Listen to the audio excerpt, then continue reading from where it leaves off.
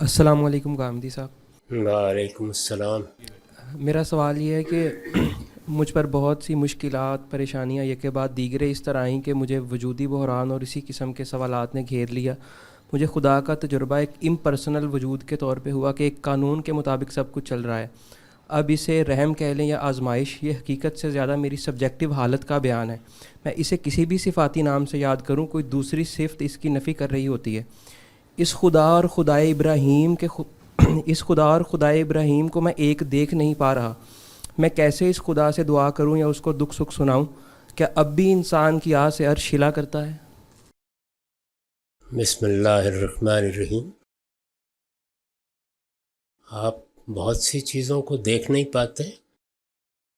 دیکھنے کے لیے تو اللہ تعالیٰ نے حواس دیے ہیں، اور حواس یا ہمارے باطن کو دیکھتے ہیں یا ہمارے خارج میں جو اشیاء اور افعال ہیں ان کو دیکھتے ہیں۔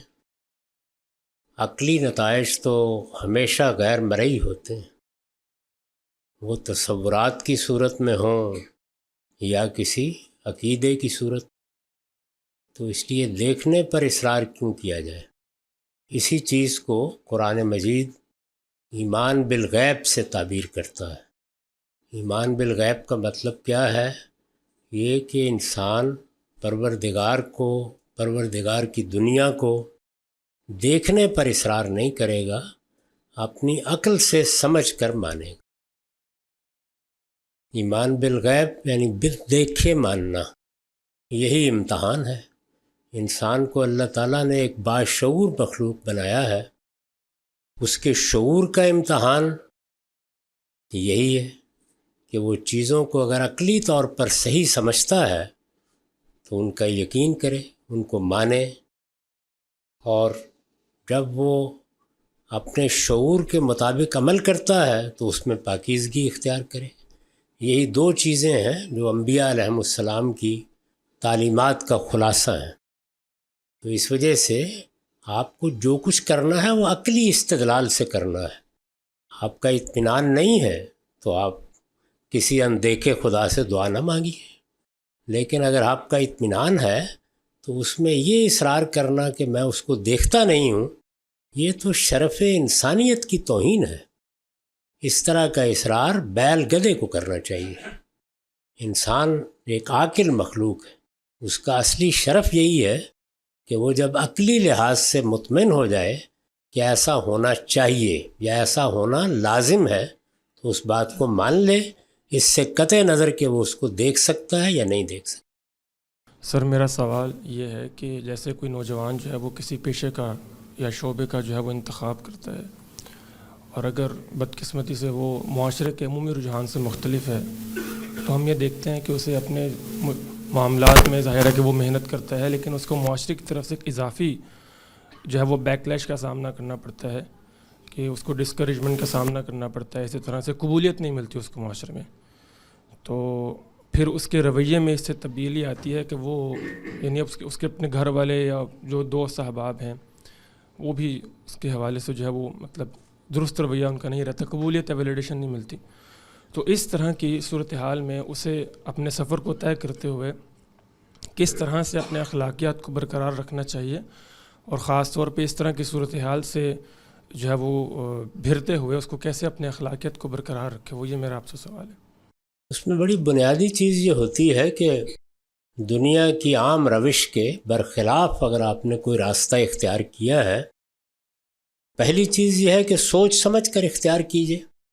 دوسرے یہ کہ آپ کا اذعان ہونا چاہیے، یعنی آخری درجے کا یقین ہونا چاہیے کہ میں نے اپنی صلاحیتوں کا صحیح اندازہ لگایا ہے، میرے لیے یہی راستہ درست ہے، میرا رجحان، میرا ذوق اسی سے مطمئن ہو سکتا ہے۔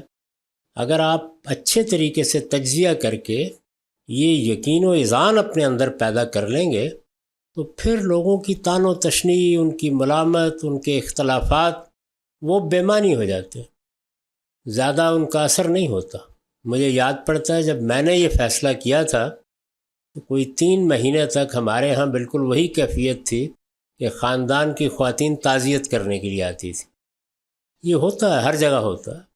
تو اس وجہ سے اس سے بے نیاز ہو کے پہلے یہ دیکھ لیجئے کہ آپ کا وہ فیصلہ کسی رعب میں بہہ کر تو نہیں ہے، آپ پر کسی چیز کا غلبہ تو نہیں ہو گیا، آپ نے اپنی صلاحیتوں کو بالکل ٹھیک متعین کر لیا، ان کو اسیس کر لیا ہے، اور اب آپ مطمئن ہیں کہ یہی راہ ہے۔ میں آپ کو اطمینان دلاتا ہوں کہ جب انسان کا یہ فیصلہ صحیح ہوتا ہے اور وہ اپنی طرف سے جد و جہد میں کمی نہ کرے تو اللہ کی بڑی غیر معمولی مدد اس کو حاصل ہو جاتی ہے۔ اس میں پھر معاشرے کی طرف سے کسی مدد و اعانت کی اصلاً ضرورت ہی باقی نہیں رہتی۔ سر میرا آپ سے سوال ہے، قرآن میں آیت آئی ہے کہ میں صلاۃ لدلوک الشمسی الی غسق اللیل و قرآن الفجر ان القرآن الفجر کان مشہودا ومن اللیل فتہجد نافلۃ لک مقام محمودا۔ اب یہ جو سا مقام محمود ہے، یہ بعض حضرات اس کی تعویل کرتے ہیں کہ نبی علیہ الصلوۃ والسلام کو ایک مرتبہ عنایت ہوگا جس پہ وہ تمام امت کی بخشش فرما دیں گے، اللہ سے سفارش کریں گے۔ کیا یہ تعبیر کرنا درست ہے؟ اگر آپ نے استاد امام کی تفسیر دیکھی ہے یا میری البیان دیکھی ہے تو ہم اس کو باساس مفعول مطلق مانتے ہیں۔ اس وجہ سے ہمارے نزدیک اس کا صحیح ترجمہ یہ ہے کہ اللہ آپ کو ایسا اٹھائے گا جس کی ہر طرف سے تعریف ہو رہی ہو، یعنی وہ کوئی کرسی یا تخت کا نام نہیں ہے بلکہ اس کیفیت کا بیان ہے جو رسالت باب صلی اللہ علیہ وسلم کے قیامت میں اٹھنے کی ہو۔ تو اس کو آپ پڑھ لیجئے، اگر آپ کا اطمینان ہو جاتا ہے تو اچھی بات ہے، ورنہ عام تفسیر یہی ہے کہ وہ کوئی خاص جگہ ہے جس پر آپ کو کھڑا کیا جائے گا، اس کو مقام محمود کہا ہے، یعنی وہ اس کو ظرف کے معنی میں لیتے ہیں۔ ہمارے نزدیک یہ مفعول مطلق ہے جس کی آگے صفت آ گئی کہ گھر کے اندر مائیں تو اپنی بچوں کی تربیت پہ پوری توجہ دیتی ہیں، لیکن آج کل اتنے فتنے ہیں باہر، تو ہم کیسے میک شور کریں کہ باہر جا کے بھی ہمارے بچے ہماری تربیت پہ ہی قائم رہیں گے؟ باہر کے فتنے کبھی ختم نہیں ہوتے، زیادہ ہو جاتے ہیں، کم ہو جاتے ہیں۔ بچے کو بالآخر باہر ہی جانا ہوتا ہے، گلی میں جائے گا، کھیلے گا، دوستوں سے ملے گا، اسکول میں جائے گا، مدرسے میں اساتذہ کو دیکھے گا، اپنے ہمجولیوں کو دیکھے گا، آپ بند کر کے نہیں رکھ سکتی۔ تو اس وجہ سے زیادہ پریشان نہیں ہونا چاہیے، اپنی ذمہ داری اور اپنا فرض ادا کریں۔ معاشرے کے اندر ہی تربیت ہونی ہے، جائزہ لیتی رہیں اور محبت کے ساتھ، تعاقب کرنے کے انداز میں نہیں جیسے پیچھا کیا جا رہا ہوتا ہے، جائزہ لیتی رہیں کہ اس پر کوئی برے اثرات علمی لحاظ سے، فکری لحاظ سے، عملی لحاظ سے تو نہیں ہو رہے۔ اگر ایسا ہو رہا ہو تو بچے کی عمر کے لحاظ سے، اس کی ذہنی استعداد کے لحاظ سے اس کے ساتھ مکالمے کا طریقہ اختیار کریں، امید ہے مؤثر ہوگا۔ باقی دنیا میں نشیب فراز ہونے ہیں، سیدنا نوح نے کیا کچھ نہیں کیا ہوگا 950 سال، بہرحال اس کے باوجود بیٹا بات ماننے کے لیے تیار نہیں۔ تو میرا سوال یہ ہے کہ یہ جو بہت سے وظائف بتا دیے گئے ہیں کہ یہ تسبیحات کر لیں اس کا اتنا ثواب ہو جائے گا، اور یہ وظائف پڑھ لیں تو اس کا اتنا ثواب ہو جائے گا، تو یہ تسبیحات اور وظائف جو ہیں یہ زندگی کے جو معاملات اور دیگر عبادات ہیں ان کی راہ میں بڑی رکاوٹ ہیں، تو کیا ان کے واقف فوائد ہیں اتنے یہ وظائف اور تسبیحات کرنے سے؟ باقی چیزیں اگر آپ نہ بھی کریں تو انہی کے بلبوتے پہ بخشش کا ذریعہ بن جائے گا؟ یہ جو وظائف ہیں یا اس طرح کی اور چیزیں آپ کو ہمارے علماء کے ہاں بھی ملتی ہیں۔ اب مثال کے طور پر شاہ ولی اللہ جیسے جلیل القدر فاضل عالم کی تصنیف ہے القول الجمیل، ابھی یہاں مجھے یاد پڑتا ہے شاید 2-3 دن پہلے اسی طرح کی مجلس میں کسی نے پوچھا تھا، تو میں نے عرض کیا تھا کہ ہندوؤں کے جو 4 وید ہیں ان میں آخری وید اتھروا وید وہ اصل میں انہی چیزوں کا مجموعہ ہے، اس میں وظیفے ہیں، اس میں منتر ہیں، اس میں جن بھوت بھگانے کے اعمال ہیں۔ ہمارے متباہر عالم مولانا اشرف علی صاحب تھانوی کی کتاب اعمال قرآنی آپ نے دیکھی ہوگی۔ اس طرح ہماری روایت میں یہ چیزیں رہی ہیں، ان کی کوئی بنیاد دین میں نہیں ہے، یعنی اللہ نے، اللہ کے پیغمبر نے ایسی کوئی چیز نہیں کہی، وہ اس کے لیے آتے ہی نہیں ہیں۔ لوگوں کا نہ وہ سر درد دور کرنے کے لیے آتے ہیں، نہ صحیح مانگ نکالنے کا طریقہ بتانے کے لیے آتے ہیں، وہ تو ہدایت کے لیے آتے ہیں۔ تو قرآن اصلاً ہدایت کی کتاب ہے، ایسے ہی اللہ تعالیٰ کے پیغمبر کے ارشادات کا معاملہ ہے۔ یہ لوگوں کے تجربات ہیں. لوگوں کے تجربات کی بالکل وہی نوعیت ہے جو ہمارے تمام تجربی علوم کی ہے. یہ آپ کی طب کیا ہے؟ کسی موقع کے اوپر اچانک پتہ چلتا ہے اچھا اس بوٹی سے تو یہ فائدہ ہو جاتا ہے، یا فلاں چیز سے تو یہ چیز حاصل ہو جاتی ہے. تو وہ تجربات پھر مجربات بنتے چلے جاتے ہیں. کچھ عرصے کے بعد لوگ خیال کرتے ہیں کہ اب تو ڈسپرین کھانے سے سر درد دور ہو جائے گا. تو اس کو اس دائرے میں رکھنا چاہیے، کبھی کوئی دینی چیز نہیں سمجھنا چاہیے. زیادہ اچھا یہی ہے کہ آپ اللہ سے دعا کریں، اللہ سے سچا تعلق رکھیں. سب سے بڑی چیز وہی ہے. آپ کی بات یہ بالکل صحیح ہے کہ اس طرح کی چیزیں، دعا، اللہ تعالیٰ کے ساتھ عبادت کا تعلق، اللہ کے سامنے ایک بات، اس کے سامنے گڑ گڑا کر اپنا نقطہ نظر پیش کرنا، اپنی بات کہنا، مناجات، ان سے محرومی ہو جاتی. وہ آدمی ایک مشین کی طرح وظیفے پڑھتا رہتا ہے. تو یہ بات ٹھیک ہے. سوال میرا یہ ہے کہ مخلوق حادث ہے، تو خدائے قدوس کا مخلوق کے متعلق جو معلوم ہے وہ بھی حادث ہوگا. بصورت دیگر، بالفاظ دیگر میں یہ پوچھنا چاہ رہا ہوں کہ مخلوق کے بارے میں خدا کا جو معلوم ہے اس کی اٹھان بہار طور زمانی اور مکانی ہوگی. تو اس بات کو میرا ذہن کچھ سمجھنے سے قاصر ہے، از رہ کرم رہنمائی کیجیے. اس میں بڑی بنیادی غلطی ہے. ہم انسان اپنے حدود علم رکھتے ہیں. سوالات تو بہت سے پیدا کیے جا سکتے ہیں، لیکن سب سے پہلا علم، سب سے بڑا علم، سب سے اہم علم یہ ہے کہ میں اور آپ اپنے حدود علم کو پہچانیں. ہم زمان و مکان کی دنیا میں، ہمارے پاس اضطراری علم کا ایک خزانہ ہے. ہم اپنے خارج کی دنیا کو دیکھتے ہیں اور حواس جب تک تجربے سے نہ گزر جائیں اس وقت تک استدلال نہیں کر سکتے. اس میں جتنے قوانین ہیں، چیزوں کا حدوث ہے، چیزوں کا خلق ہے، چیزوں کا وجوب ہے، وہ سب ہماری زمانی اور مکانی دنیا کا ہے. اس دنیا کے اندر بیٹھ کر خدا کے بارے میں کچھ جاننے کی کوشش کرنا اپنے حدود سے تجاوز کرنا. سارے علم کلام اور فلسفے کا اصلی مرض یہ ہے، اور یہ سرطان سے بڑا مرض ہے جو 2500 سال سے لاحق ہے. ہم اصل میں اپنے زمان مکان، اپنے آباد میں بیٹھ کر، اپنی ڈائمنشن میں بیٹھ کر خدا کا علم ناپتے ہیں، خدا کی قدرت ناپتے ہیں. یہ ہمارے دائرہ علم سے باہر ہے.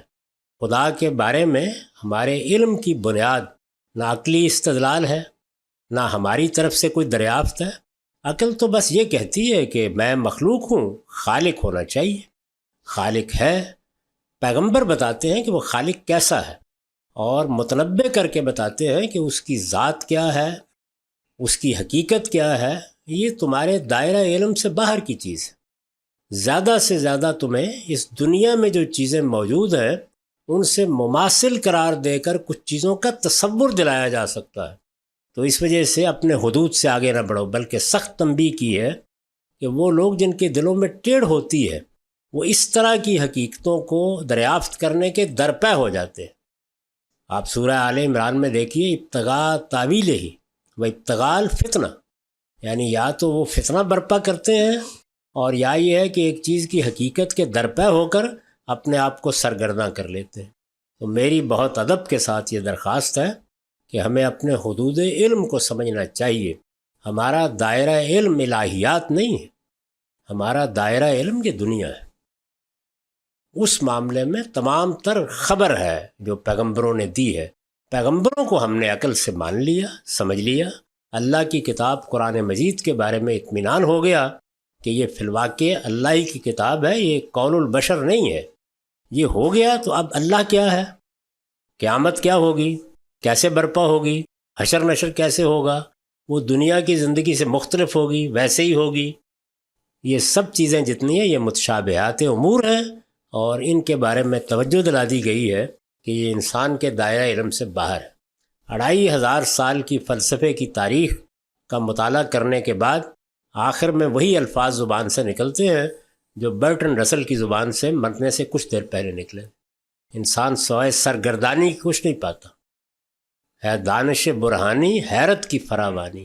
تو اس لیے بہت درخواست ہے کہ اپنے آپ کو اس سے نکال لیجیے. پردے کے حوالے سے مجھے اتفاق ہوا آپ کو پڑھنے کا، تو جب میں نے آپ کا نظریہ دیکھا تو وہ مجھے قرآن کے مطابق لگا. اور آپ کو معلوم ہی ہوگا کہ روایتی ہمارے مدارس میں کس طرح کا پردہ بتایا جاتا ہے اور بھی کس طرح کا دین بتایا جاتا ہے. جب میں نے آپ کے نظریے کو پیش کیا اور میں نے سب کو بتایا کہ یہ جو پردہ ہمیں بتایا جاتا ہے یہ اس طرح سے نہیں ہے، اور بھی کافی جو نظریات ہیں میوزک کو لے کے اور بھی باتوں کو لے کے، جب میں نے اس کی دعوت پیش کرنا شروع کی تو مجھے کافی پرابلمس کا سامنا کرنا پڑا. تو اب مجھے یہ جاننا ہے کہ میرے اوپر بہت زیادہ پریشر ہے کہ میں دعوت کا کام چھوڑوں اور اس طرف نہ جاؤں اور اپنا چینل کو بند کروں اور جتنے بھی میرے سوشل میڈیا کے اکاؤنٹس ہیں اور میں دعوت نہ جو ہے وہ پھیلاؤں. تو اس پہ مجھے آپ کیا مشورہ دیں گے؟ میری بہن گزارش یہ ہے کہ آپ سب سے زیادہ زور اس بات پر دیں کہ آپ کا علم پختہ سے پختہ تر ہو جائے. اگر کچھ دیر کے لیے آپ کو دعوت کو چھوڑ دینا پڑے تو اس سے بھی گریز نہ کریں. عام طور پر ہوتا یہ ہے کہ ہم کسی نقطۂ نظر سے واقف ہوتے ہیں تو جلد اس کی طرف چھلانگ لگا دیتے. مجھے نہیں معلوم کہ آپ نے اس میں کتنی ریاضت کی ہے، لیکن میری مؤدبانہ گزارش یہی ہے کہ اللہ تعالیٰ آپ کو توفیق دے. عزم ہے، ہمت ہے، دعوت کا جذبہ ہے، بہت قابل قدر ہے، لیکن کچھ عرصہ 8-10 سال علم کو پختہ تر کرنے میں بسر کیجیے اگر دعوت کا کام کر. میں نے اعتراضات سیریز میں اس موضوع پر بڑی تفصیلی گفتگو کی ہے، ہو سکتا ہے آپ نے سنی ہو یا نہ سنی ہو. یہ دیکھیے کہ اس میں جن چیزوں کی تحلیل کی گئی ہے، ان کی تعریف کیا ہے، اس پر بہت کچھ لکھا گیا ہے. خود ہمارے ہاں سے ڈاکٹر عامر گزدر صاحب کی جو ہمارے ارشد تلامذہ میں سے ہے، عربی زبان میں کتاب ہے، اور لوگوں نے بھی لکھا ہے. ابھی ڈاکٹر عرفان شہزاد صاحب اس پر لکھ رہے ہیں. اسی طرح مغرب مشرق میں لوگوں نے اس کو موضوع بنایا. کوشش کیجئے کہ دین کے معاملے میں آپ کا علم زیادہ پختہ ہو جائے. میں یہ کوئی تبصرہ نہیں کر رہا، یہ چاہتا ہوں کہ اگر آپ نے اتنی ہمت کی ہے، آپ کو اللہ نے اتنا حوصلہ دیا ہے، آپ اس طرح میدان میں نکل کے کام کر رہی ہیں، تو اپنے علم کو بھی اپنے حوصلے کی طرح پختہ کر لیں. دونوں کو یکساں ہونا چاہیے. اس کے بعد پھر بے نیاز ہو جائیں. انشاءاللہ اللہ تعالیٰ خود آپ کا ہاتھ پکڑے گا، آپ کے لیے خود راہیں ہموار کرے گا اور اس کی نصرت حاصل ہوگی. یہ آپ جانتی ہیں کہ نصرت تو پیغمبروں کو بھی بعض اوقات زلزلوا حتیٰ یقول الرسول تک پہنچا دیتی ہے. تو اللہ آپ کی مدد کرے. ہم سب آپ کے لیے دعا گو ہیں. ہم کوئی اس معاملے میں تعاون کر سکتے ہیں یا ہمارے سینٹرز، اس کے لیے ہم حاضر ہیں. لیکن میری سب نوجوانوں سے ہمیشہ یہ خواہش ہوتی ہے کہ میدان میں نکلنے سے پہلے وہ اپنے علم کو جتنا پختہ کر سکتے ہیں کر لیں. میرے جلیل القدر استاذ ہمیں توجہ دلایا کرتے تھے کہ کبھی پیالے کو ڈھیلنے کی کوشش نہ کرو، بھرنے کی کوشش کرتے رہو. جب وہ کناروں تک پہنچے گا تو خود ہی باہر چلا جائے. تو یہی طریقہ اختیار کرنا چاہیے. اچھا، میرا سوال یہ تھا کہ ہم نے اکثر آپ کو بیان کرتے ہوئے سنا ہے کہ غیر مسلموں کو دعوت دینے کے لیے سب سے بہتر طریقہ یہ ہے کہ قرآن کا بیسک انٹروڈکشن دیں اور ان کو اللہ کی کتاب تھما دیں، تو باقی اللہ کی کتاب ہی اپنا کام کریں گے. اس میں ایک چیز سمجھ یہ نہیں آتی کہ جس طرح ہم بھی جو ہے نا قرآن کو سمجھتے ہیں اور پڑھتے ہیں، تو اس میں ہمارے پاس ایک تھوڑا انوائرمنٹ ہوتا ہے، جس طرح کہ جو انبیاء کے قصے ہیں، وہ ساری چیزیں ہمیں بچپن سے کچھ نہ کچھ ایک اس کا انپٹ ہوتا ہے، جس کی وجہ سے ہمارے لیے وہ کتاب ریلیٹیبل بن جاتی ہے. اور اگر ایک غیر مسلم کا دیکھیں تو اس کا وہ کوئی پس منظر نہیں ہے. اس کا دوسری بات یہ ہے کہ اس کو ایک قسم کا اگر سادہ ترجمے میں دیکھیں تو کچھ احکامات ملتے ہیں، کچھ پرانے انبیاء کے قصے ملتے ہیں جسے وہ ریلیٹ نہیں کر پاتا. تو اس میں یہ سمجھ نہیں آتا کہ وہ چیز اس کو کس طریقے سے ٹرانسفر ہوگی. ہمیں تو چلو ایک انوائرمنٹ اور وہ ساری چیز ملتا ہے جس سے ہم تھوڑا اس میں ہمیں ایک لوپ ہول مل جاتا ہے کہ ہم اس کو آگے چلے جاتے ہیں. تو وہ اس کے لیے کیسے جانا کرتا ہے، یہ بیان فرما دیں. قرآن مجید عام طریقے کی کتاب نہیں ہے. ہم مسلمان بلکہ اس کی تصغیر کرتے ہیں اس لیے کہ ہمیں بچپن سے میسر ہے، ہم اس سے واقف ہیں. ہمارے لیے اس کے بنیادی مضمون میں کوئی نئی بات نہیں ہوتی، وہ ہم پہلے ہی والدین سے، معاشرے سے سن چکے ہوتے ہیں. تو لہٰذا ہم بس قصوں ہی میں پھنس کے رہ جاتے ہیں. غیر مسلموں کے لیے وہ ایسے ہی ہوتا ہے جیسے کوئی غیر معمولی خبر مل گئی ہے ان کو. میں نے تو برسوں اس کا تجربہ کیا ہے، اور جن لوگوں کو کام کرنے کا موقع ملا ہے انہوں نے بھی تجربہ کیا ہے.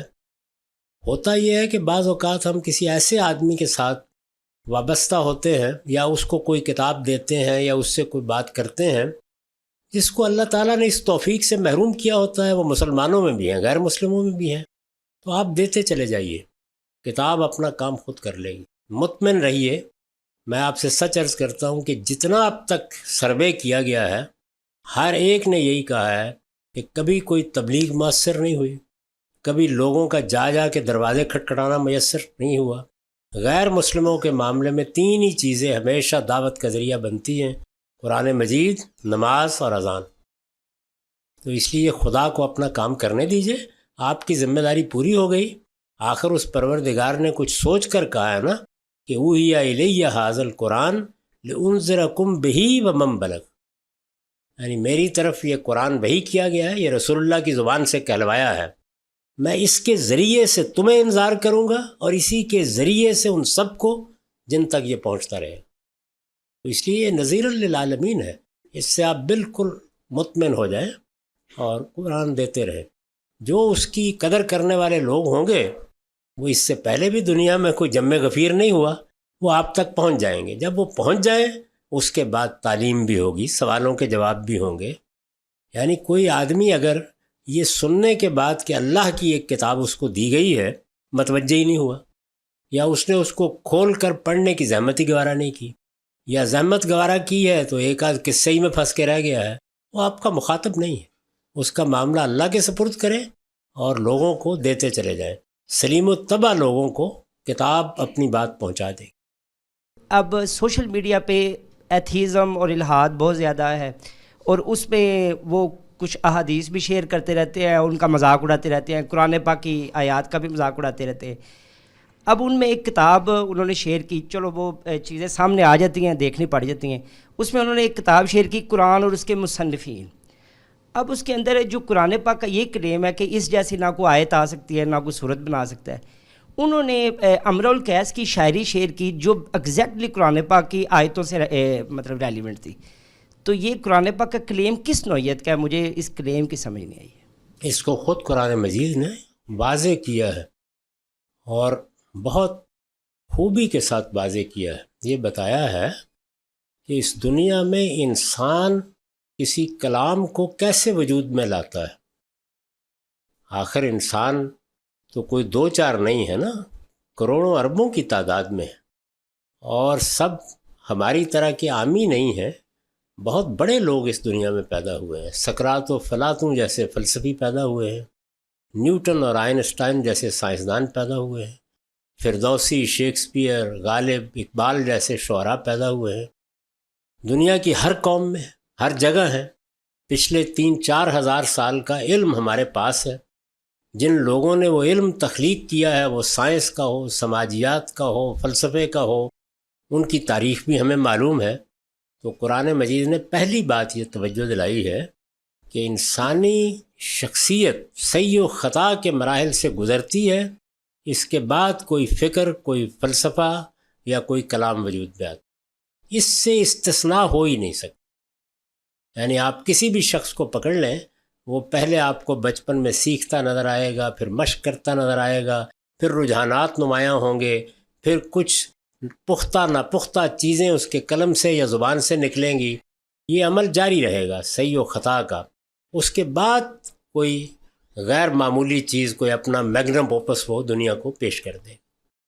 تو قرآن نے یہ کہا ہے، اور اس وقت کے مخاطبین کو کہا ہے کہ یہ چھوٹی سی بستی ہے، اس میں 40 سال میں نے گزارے ہیں، اس طرح کے کوئی اثرات ادنا درجے میں بھی کبھی تم لوگوں نے میرے اندر دیکھیں.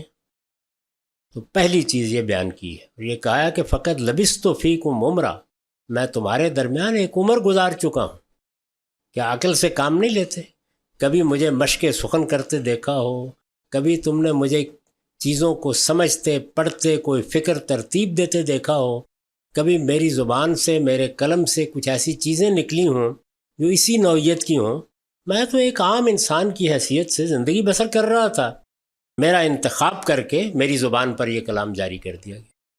دوسری بات قرآن نے یہ کہی ہے کہ انسان کا چونکہ سارا علم صحیح و خطا پر مبنی ہے، تو وہ جس وقت اپنے علم کے منتہائے کمال کو پہنچ جاتا ہے، اس وقت بھی اگر وہ 15-20 سال جو ملتے ہیں، ہر انسان کو ملتے ہیں، یہی 20 سال 30 سال ہوتے ہیں جس میں آپ بالکل عروج پر کھڑے ہو کر کوئی چیز تخلیق کر رہے ہوتے ہیں، تو اس نے بتایا کہ اس وقت بھی کسی انسان کا کلام تضادات سے پاک نہیں ہوتا، ممکن ہی نہیں ہے۔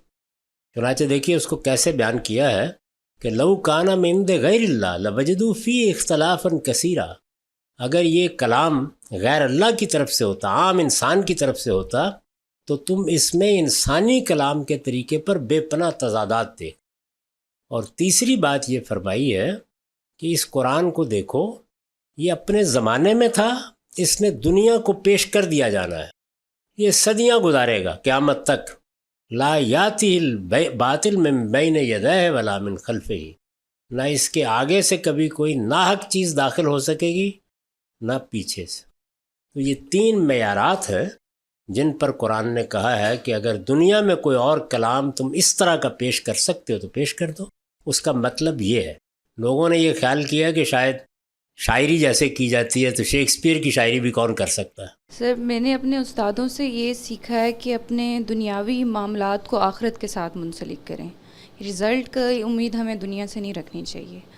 پر آج کے دور میں یہ دیکھا جا رہا ہے کہ مقصد صرف دنیا کو بنا لیا گیا، چند ایک لوگوں کو چھوڑ کر جو پرنسپل بیسڈ لائف گزار رہے ہیں، باقی سب اسی دوڑ میں لگے ہوئے ہیں۔ میں نے تو یہ اسٹیٹمنٹ اکثر حضرات سے بھی، یعنی کہ محترم لوگ جو ہیں، اور خاص کر اپنی جنریشن جو نیو جنریشن ہے ان سے بھی یہ سنا ہے کہ آپ کے پاس صرف پیسہ ہونا چاہیے، آپ کے پاس پیسہ ہوگا تو لوگ آپ کی عزت بھی کریں گے، آپ کی بات بھی مانیں گے اور آپ سے پیار بھی کریں گے۔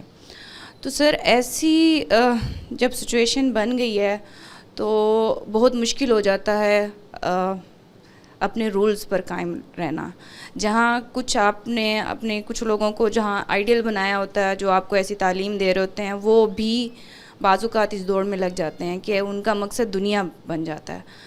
تو سر ایسے میں کیا کیا جائے، آپ کیا نصیحت کریں گے کہ ہم اپنے معاملات صرف آخرت سے ہی منسلک رکھ سکیں اور یہ دنیا کی محبت ہمیں ڈگمگائے نہیں؟ آخرت کی میری بہن ترجیح قائم ہونی چاہیے، بل توثرون الحیات الدنیا، ہمارے دین میں تو دنیا اللہ کی نعمت ہے، اس کی زینتوں کے بارے میں سورہ اعراف میں فرمایا ہے، یعنی ضروریات نہیں، زینتیں، وہ چیزیں جو ضرورت سے بہت آگے کی ہوتی ہیں، ان کے بارے میں فرمایا ہے کہ ہم نے تو یہ سب چیزیں اپنے نیک بندوں کے لیے پیدا کی، صاحب ایمان بندوں کے لیے پیدا کی ہیں، یہ منکرین کو ان کے طفیل میں ملتی۔ اسی طرح دولت کمانے، کاروبار کرنے کو اللہ کا فضل تلاش کرنے سے تعبیر کیا ہے قرآن مجید میں، اور دولت کو خیر کہا ہے۔ تو اس وجہ سے یہ عادی بات ہے، ہمارا مقصد، ہمارا نصب العین آخرت ہونی چاہیے، لیکن آخرت کی ساری جدوجہد اس دنیا میں ہونی ہے، یعنی آخرت کے لیے یہی کھیتی ہے، فصل یہیں بوئی جانی ہے، زمین یہیں ہموار ہونی ہے، پودے یہیں نکلنے ہیں، اور ہماری کھیتی کیسے لہلہا رہی ہے وہ یہیں دیکھا جانا ہے۔ تو اس لیے اللہ نے جو صلاحیت آپ کو دی ہے اس کے لحاظ سے آپ جدوجہد کریں۔ دولت کمانا کوئی بری چیز نہیں ہے، صحابہ کرام میں اگر آپ دیکھیں تو بعض اتنے دولت مند ہیں کہ یہ واقعہ ہے کہ حیرت ہوتی ہے کہ اچھا اس زمانے میں بھی لوگوں کے پاس اتنی دولت ہو سکتی تھی۔ ہمارے دین کا یہ مزاج نہیں، یہ تو راہبانہ تصوف ہے جس میں دولت کی مذمت کی جاتی ہے، اقتدار کی مذمت کی جاتی ہے۔ یہ ساری چیزیں اللہ کی نعمتیں ہیں، دولت، اقتدار، علم، حسن، سب اللہ کی نعمتیں ہیں، ان پر اللہ کا شکر ادا کریں، ان کو حاصل کرنے کی جدوجہد بھی کوئی بری بات نہیں۔ اخلاقی اصولوں کو محکم پکڑیں، یعنی اللہ نے جن چیزوں کو ممنوع قرار دیا ہے، جن میں اخلاقی قباحت ہے، ان کے معاملے میں جہاد کرنا چاہیے، اپنے نفس سے بھی اور اپنے ماحول اور اپنے معاشرے سے۔ تو بس اتنا کافی ہے، آپ اسی کو سامنے رکھ کے جدوجہد کریں۔ نہ دنیا کو تیاگ دینے کا ہمارا دین مطالبہ کرتا ہے اور نہ دنیا کی پرستش کو گوارا کرتا ہے، اس کے درمیان میں ایک جگہ ہے جہاں ہم دنیا کی نعمتیں بھی حاصل کرتے ہیں، زینتوں سے فائدہ بھی اٹھاتے ہیں، اپنی حصے جمالیات کی تسکین بھی کرتے ہیں، لیکن اللہ کے خوف کے ساتھ کہ ہم کہیں غیر اخلاقی رویے اختیار نہ کریں۔ تو اخلاقی رویوں کی حکومت، یا سادہ لفظوں میں کہیے خواہشات پر عقل کی حکومت قائم رہنی چاہیے، اس کی کوشش کریں۔ جو تعصب ہے یہ ہمیں اس طرح سے متاثر کرتا ہے کہ یا ہم اس کے متاثرین میں سے ہوتے ہیں یا خود اس میں مبتلا ہو جاتے ہیں۔ تو یہ بتائیے کہ جو تعصب ہے اس کی وجوہات کیا ہوتی ہیں اور اس پہ پھر قابو کس طرح سے پایا جا سکتا ہے؟ میری زندگی کا تجربہ یہ ہے کہ اس کی ایک ہی وجہ ہوتی ہے، اور وہ یہ کہ ہم چیزوں کے بارے میں آراء قائم کرنے کا عمل علم و عقل کی بجائے جذبات سے کرتے ہیں۔ صحیح ترتیب یہ ہے کہ جب آپ کو کوئی رائے قائم کرنی ہے تو آپ بے رحم ہو جائیں۔ رائے سر تسر علم، سر تسر عقل کی بنیاد پر قائم ہونی چاہیے۔ کوئی چیز آپ کو بہت محبوب ہو سکتی ہے، کوئی چیز آپ کو بہت متاثر کرنے والی ہو سکتی ہے، آپ جھٹک کر اس کو ایک طرف رکھ دیں اور تجزیہ کریں۔ تجزیہ اور تحلیل کی عادت ڈالنا، یہی صحیح علم ہے۔ ہمارے ہاں بدقسمتی سے بچوں کی تعلیم میں بھی اس کا خیال نہیں رکھا جاتا۔ تو اگر آپ نے یہ رویہ اختیار کر لیا ہے تو نہ کبھی تعصب آپ کو متاثر کرے گا، نہ کبھی تعصب کو آپ خود اختیار کرنے والے بنیں گے۔ یہ بنیادی بات۔ اور جب آپ کو عمل کرنا ہو تو جذبے سے کریں، حوصلے سے کریں۔ اس وقت عقل کی پٹاری کھول کے نہ بیٹھ جائیں۔ عقل رائے قائم کرنے کے لیے ہے، نتیجے تک پہنچنے کے لیے ہے، عمل کے لیے اللہ نے جذبہ دیا ہے انسان کو۔ ہم اس کو الٹ دیتے ہیں، رائے جذبے سے قائم کرتے ہیں، عمل عقل سے کرتے ہیں۔ تو اس کو صحیح ترتیب میں رکھیں، کبھی تعصب آپ کے قریب بھی نہیں پھٹکے۔ محبت رہے گی۔ اب ظاہر ہے کہ ہمیں اپنے اساتذہ سے محبت ہے، اپنے بزرگوں سے محبت ہے، اپنے ملک سے محبت ہے، محبت رہے گی، وہ کبھی تعصب میں نہیں بدلے گی۔ کیا اسٹیپ پیرنٹس کا بھی حق اصل والدین جیسا ہے؟ بالکل، وہ والدین کے بمنزلہ ہے۔ اس کا فیصلہ خود قرآن نے کر دیا ہے۔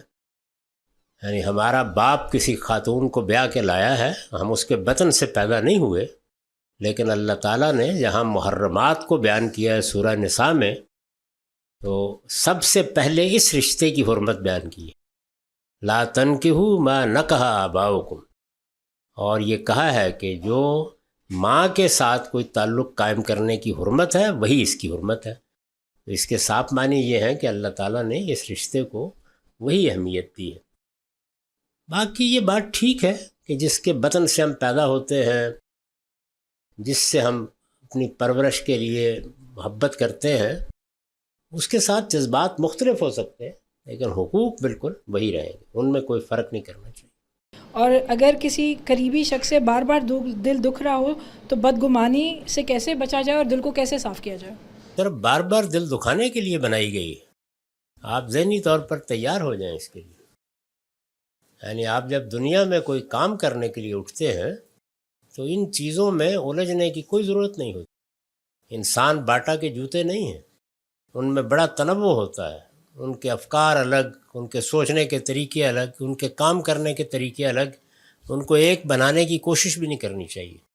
اسی طرح آپ کے اعزاء ہیں، اقربا ہیں۔ اب یہ ہے کہ ہر ایک کا کہیں کسی خانقاہ میں تزکیہ تو نہیں ہوا۔ حسد ایک مرض کی طرح موجود ہوتا ہے، بہت خرابیاں پیدا کرتا ہے، اور بہت سے اس طرح کے عوامل ہیں۔ تو اس وجہ سے جب دنیا میں جینا ہو تو پہلے مرحلے میں یہ فیصلہ کر لیں کہ آپ کو دکھ ملیں گے، آپ کو تکلیفیں جھیلنا ہوں گی، آپ کو اپنے قریبی اعزاء کی طرف سے بھی غلط رد عمل کا سامنا کرنا پڑے گا۔ دیکھیے ہمارے عہد کے ایک جلیل القدر عالم نے کیا عمدہ بات کہی ہے۔ مولانا ابوالکلام آزاد سے یہ پوچھا گیا کہ اتنے لوگ آپ پر تنقید کرتے ہیں، آپ کبھی اس کا نوٹس نہیں لیتے؟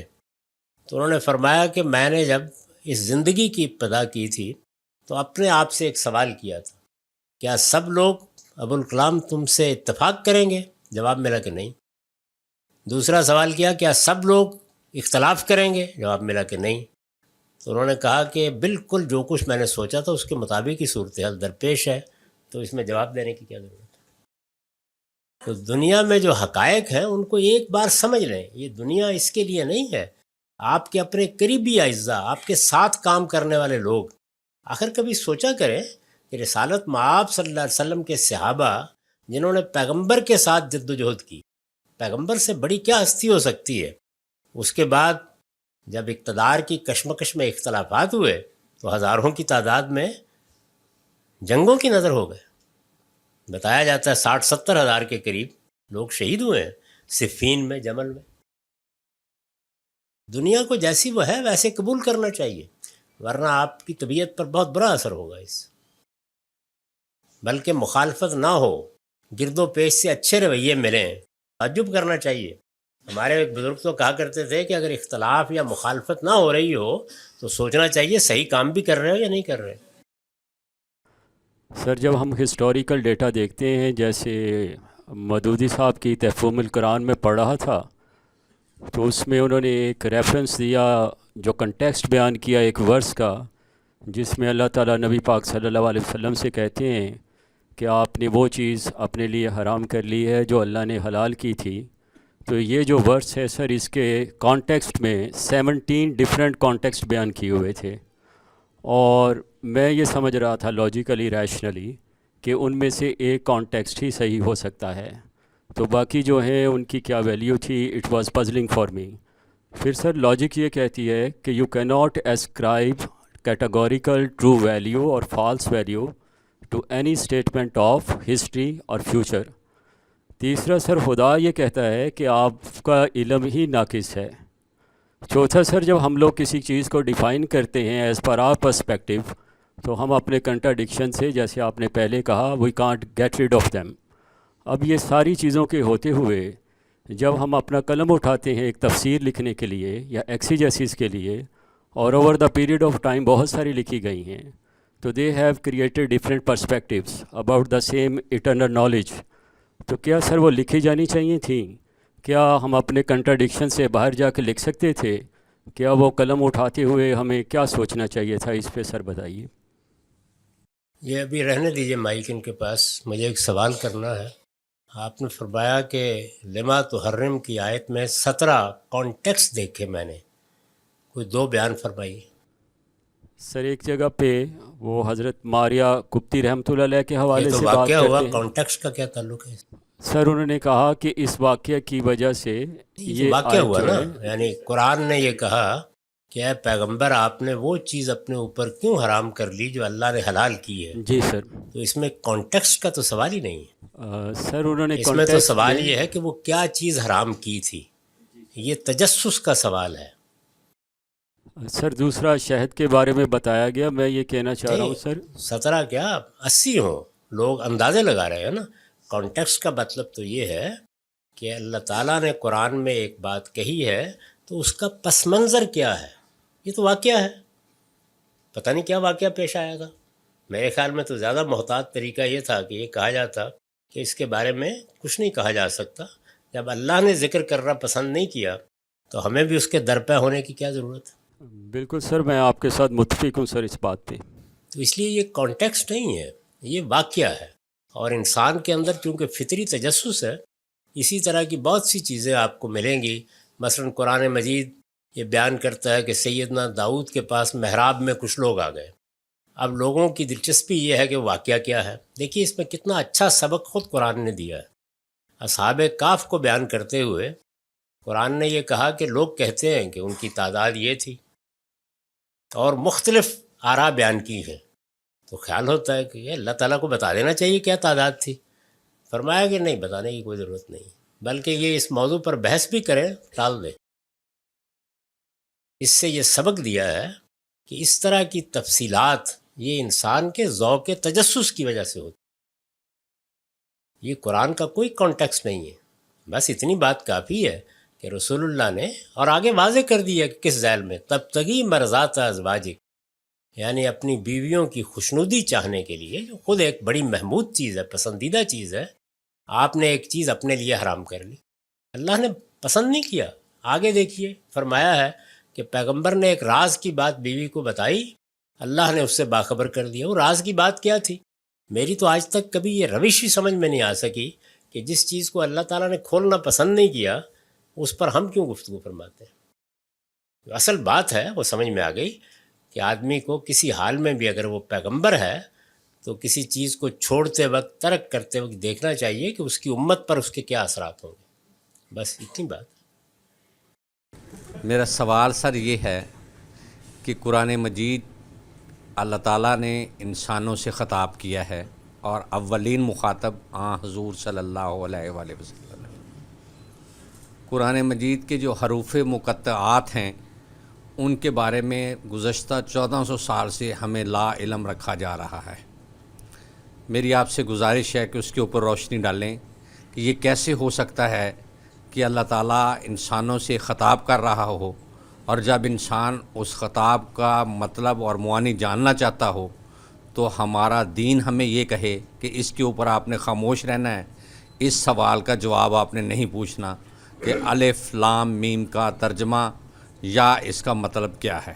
اس کی وضاحت فرما دیں. جزاک اللہ. آپ نے ایک جملہ تمہید میں بولا ہے، اس کی تھوڑی وضاحت کر دوں. قرآن مجید میں اولین مخاطب بعض جگہوں پر رسول اللہ ہیں، بعض صورتوں میں بھی ہیں، لیکن ایسا نہیں کہ ہر جگہ آپ مخاطب ہیں. کبھی مشرکین عرب مخاطب ہوتے ہیں، کبھی اہل کتاب مخاطب ہوتے ہیں، کبھی اس وقت آپ پر ایمان لانے والے لوگ مخاطب ہوتے ہیں، کبھی ان کی مختلف جماعتیں مخاطب ہوتی ہیں. اس میں شبہ نہیں کہ سب جگہ خطاب انہی لوگوں سے ہے، لیکن ہر جگہ رسالت مآب سے نہیں ہے. مثلا سورہ طٰہٰ میں پوری سورہ ہی کا خطاب رسالت مآب صلی اللہ علیہ وسلم کی طرف ہے. اسی طرح سورہ الضحیٰ میں، علم نشرہ میں خطاب رسالت مآب کی طرف ہے، لیکن ہر جگہ ایسا نہیں. حروف مقطعات کے بارے میں یہ سمجھ لیں کہ یہ صورتوں کے نام ہیں، اور ایسا نہیں ہے کہ یہ کوئی راز رہا ہے. ہمارے جو بڑے جلیل القدر محققین ہیں ان سب نے یہ بات بیان کی. آپ زمخشری کو اٹھا لیں، آپ رازی کو اٹھا لیں، یہ صورتوں کے نام ہیں. عربوں کا ذوق یہی تھا کہ وہ اسی طریقے سے نام رکھتے تھے. اللہ تعالیٰ نے جو نام صورتوں کے رکھے ہیں وہ یہی نام ہے. نام کا معنویت سے کوئی تعلق نہیں ہوتا. عام طور پر آپ دیکھیں، آپ اپنے بچوں کے نام رکھتے ہیں تو بس آپ کو ایک پسند آ جاتا ہے. تو اللہ تعالیٰ نے یہ نام رکھے ہیں. یہ جو بقرہ، آل عمران ہیں، یہ صحابہ کے رکھے ہوئے نام ہیں، یہ اللہ تعالیٰ کے رکھے ہوئے نام نہیں ہیں. اس زمانے میں البتہ امام حمید الدین فراہی نے اس راز کو کھول دیا ہے کہ یہ نام رکھے کیسے گئے ہیں. نام ہے، ان کا کوئی قرآن کے مضمون سے تعلق نہیں ہے. سورہ بقرہ کا جو نام اللہ نے رکھا ہے وہ الف لام میم ہے. اسی وجہ سے آپ میری تفسیر اٹھائیں، اس میں ترجمہ ہی ہم یہ کرتے ہیں، یہ سورہ الف لام میم ہے. جیسے کہتے ہیں یہ سورہ بقرہ ہے، تو یہ صورتوں کے نام ہیں. پہلی بات تو سمجھ لیں. اس وجہ سے کوئی محرومی نہیں ہوئی، بلکہ یہ معلوم ہے کہ نام رکھا گیا اور آگے ہم نے سورہ پڑھنی ہے. تو یہ عبرانی زبان کے حروف تہجی ہیں جو عربی زبان کو میراث میں ملے ہیں. تو عبرانی زبان کے حروف تہجی پر آپ کوئی دنیا کی لسانیات کی اچھی کتاب اٹھا لیں، اس میں معلوم ہے کہ پہلے زمانے میں چیزوں کی تصویروں سے یہ حروف بنائے جاتے تھے.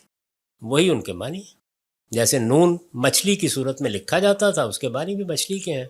جس سورہ میں، سورہ قلم میں سیدنا یونس کے مچھلی کے پیٹ میں جانے کا ذکر ہوا ہے، اس کا نام، اللہ کا رکھا ہوا نام نون ہے، قلم نہیں ہے. نون والقلم وما یسطرون. تو یہ صورتوں کے نام ہے، کوئی تردد نہیں ہونا چاہیے. میرا ایک جنرل سوال ہے کہ آج کل کے یہ سائنٹیفک دور میں ہم بچوں کو خدا اور انسان کا کنیکشن یا کس پرسپیکٹیو میں انہیں سمجھائیں. ہم جب چھوٹے تھے تو والدہ ہماری ہمیشہ کہا کرتی تھی کہ تمہاری حیثیت اس دنیا میں ایک ریت کے ذرے سے کے برابر ہے. تو ہمیں یہ بڑا کنفیوزنگ ہوتا تھا کہ اتنا ذرہ وہ اللہ کے پاس جائے گا تو کس طرح سے تعلق قائم ہوگا. تو آج کل کی دنیا میں تو ہماری زمین بھی ایک پوری کائنات میں ایک ذرے کے برابر ہے. تو اس کو کس طرح سے ہم سمجھا سکتے ہیں یا ان کی نالج لیول تک لا سکتے ہیں؟ اس میں مختلف مراحل گزرتے ہیں. شروع میں تو بچہ کچھ مجردات یا ایبسٹریکشنز کو نہیں سمجھتا. اس کو آپ کوئی مثال دے کے اس کی گرد و پیش کی زندگی سے تمثیل اختیار کر کے کوئی بات سمجھاتی ہیں. تو بچے کی عمر کیا ہے، اس کے شعور کی سطح کیا ہے، اس سے اونچی باتیں نہیں کرنی چاہیے. اب یہ بات تو بڑی معرفت کی ہے کہ ہماری حیثیت ریت کے ذرے کی ہے، بچے کے لیے یہ ناقابل فہم ہے بالکل. تو اس لیے ایسی باتیں جو ابھی اس کی عمر یا شعور سے بلند ہیں یا جن کی لطافت بھی وہ نہیں سمجھ سکتا، وہ اس عمر میں نہیں کہنی چاہیے. ایک بات تو یہ ہے. دوسرا یہ ہے کہ جیسے جیسے وہ بڑا ہوتا ہے تو کوشش کریں کہ آپ جب دین پر، اخلاق پر یا اپنے کلچر پر بات کریں تو آپ کا اپنا علم بہتر ہو. بہت سی چیزوں کے بارے میں والدین خود نہیں جانتے یا غلط چیزیں انہوں نے سنی ہوتی ہیں، وہی وہ امپارٹ کر دیتے ہیں، وہی بتا دیتے ہیں بچوں کو. وہ کنفیوژن کا زیادہ باعث بن جاتی ہیں. تو اپنا علم بہتر کریں. بچے ہو گئے ہیں، آپ کی ذمہ داری ہے جب وہ ذرا بڑی عمر کو پہنچ جائیں، یعنی اب مناظرہ کرنے کی عمر ہوتی ہے نا ایک، جب اس میں پہنچ جائیں تو ان کو اپنے زمانے کے بڑے لوگوں سے متعارف کریں. وہ وقت ہوتا ہے جس میں والدین ناکام ہونا شروع ہو جاتے ہیں، یعنی ہر بچے کے لیے نہیں لیکن بہت سے بچوں کے معاملے میں. تو ان کا تعارف کرا دیں. بڑی شخصیات، بڑے لوگ جنہوں نے مذہب پر، فلسفے پر، اخلاق پر کوئی چیزیں لکھی ہوں گی یا اپنے زمانے میں موجود ہوں گے، ایک عمر کے بعد وہی مطمئن کر سکتے ہیں، والدین کے لیے ممکن نہیں ہوتا. میں چونکہ خود ان سب مراحل سے گزرا ہوں تو اس وجہ سے مجھے معلوم ہے. محمد صاحب، ایک سوال یہ ہے کہ آج کی دنیا میں جہاں ہم ایک پروفیشنل لائف میں بھی بہت زیادہ بیزی ہیں، اپنی گھریلو لائف میں بھی بہت بیزی ہیں، پیسہ نہیں کمائیں گے تو بھی شاید دنیا میں بھی اپنی چیزوں کو پورا نہیں کر پائیں گے.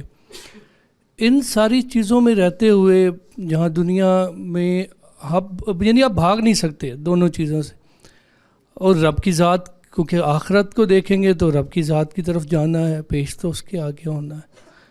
تو کیا ایسا پروسیس اپنایا جائے کہ یا ایک ایسا کوئی ٹائم ٹیبل بنایا جائے، کیا کیا جائے کہ نجات آج کے دور میں، فتنوں کے دور میں، میں تو یہ موبائل کو بھی دیکھیں تو ایک بار ہاتھ میں آ گیا تو آپ دیکھتے کچھ نہیں، پہنچ کہیں اور جاتے ہیں. تو اس دور میں کس طرح سے اپنے آپ کو خدا کی سے یعنی نجات کا سلسلہ کیا ہو سکتا ہے، کیا پروسیس ہو سکتا ہے؟ نجات تو نتیجہ ہے. پہلی چیز یہ ہے کہ آپ اپنے لائے عمل کو کس طرح ترتیب دیں.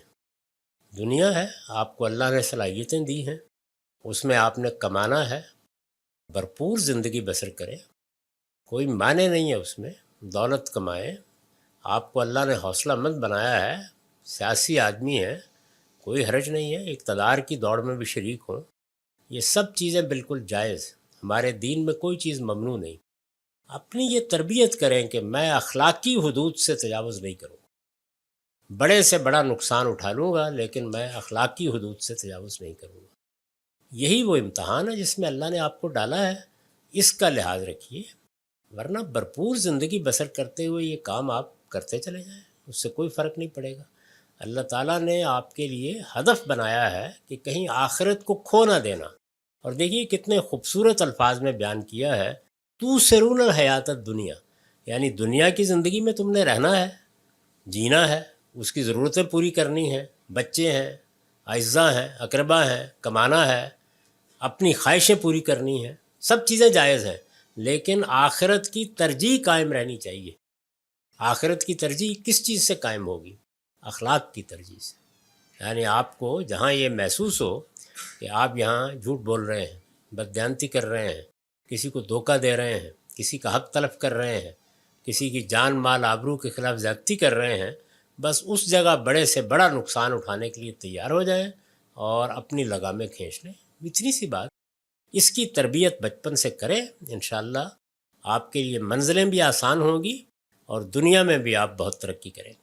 انسانی علم جو ہے وہ مکان، ٹائم اور سپیس کا پابند ہے. لیکن سر سوال یہ ہے کہ دوسری جانب جو انسانی یہ ساری تخلیق ہے، دنیا ہے، ہم ساروں کا مقصد بھی الٹیمیٹلی یہ ہے کہ اپنے آپ کو اتنا بہتر کرنا ہے کہ ہم ایک جنت میں جا سکیں. الٹیمیٹ مقصد تو وہی ہے. لیکن سر پرابلم یہ ہے کہ اس کے بارے میں یہ ہے کہ اس کا لائف ایسی ہے جو انڈیفینٹ ہوگی. اب انڈیفینٹ جو ہے چیز وہ انسانی امیجن نہیں کر سکتا مائنڈ اس کا.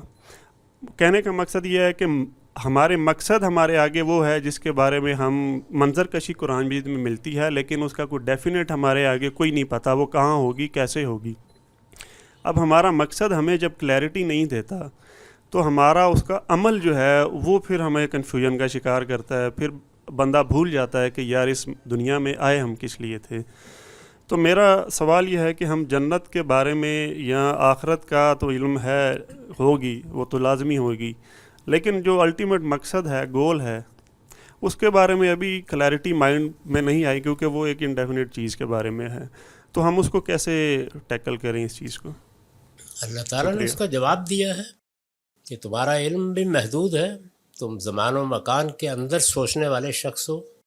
تمہارے علم کی حقیقت یعنی انسان کی حیثیت سے میرے آپ کے علم کی حقیقت کیا ہے؟ وہ یہ کہ چیزیں ہمارے حواس کے ادراک میں آ جاتی ہیں تو فہم بن جاتی ہیں، اور ہم ان کے لازمی تقاضوں کو سمجھ لیتے ہیں یا امکانی تقاضوں کو، تو عقلی استدلال شروع ہو جاتا ہے، انفرنس کا عمل شروع ہو جاتا ہے۔ یہی ہمارے علم کی حدود ہے، اس سے آگے ہم نہیں جا سکتے۔ تو یہ فرمایا ہے کہ تمہیں اس دنیا کا تصور دلانے کے لیے میں نے اس دنیا کے مقابل میں رکھ کے اس کو سمجھایا ہے۔ تو آپ دیکھیے کہ جنت اصل میں کیا ہے، 2 جملوں میں اللہ تعالیٰ نے اس کی حقیقی تصویر کھینچی ہے۔ ایک یہ کہ لا خوف علیہم ولا ہم یحزنون، جنت کی زندگی وہ ہے جس میں نہ ماضی کا کوئی پچھتاوا ہوگا، نہ مستقبل کا کوئی اندیشہ ہوگا۔ یہ جنت کی اصل تصویر ہے۔ یعنی دودھ اور شہد کی نہریں نہ بھی سمجھ میں آئیں تو اس کو ضرور سمجھنا چاہیے، کیونکہ میری دنیا کی زندگی کیا ہے، ماضی کے پچھتاوے، مستقبل کے اندیشے۔ ذرا لمحے بھر کے لیے گریبان میں منہ ڈال کے دیکھ لیجئے، بالکل واضح ہو جائے گا۔ اور دوسری بات کیا ہے؟ دوسری بات یہ ہے کہ یہاں میرے باطن کی خواہش اور میرے خارج کی دنیا میں کوئی مناسبت نہیں ہے۔ یعنی باطن میں لامتناہی خواہشیں۔ کسی آدمی سے کہیں کہ تم اپنی خواہشوں کا اظہار کرو تو یہ واقعہ ہے کہ وہ کسی جگہ اصلاً رکنے کے لیے تیار نہیں ہے۔ آپ اسے بتا دیتے ہیں کہ بھائی کوئی حیا کرو، اس سے آگے نہیں، تو پھر رکتا ہے، ورنہ نہیں۔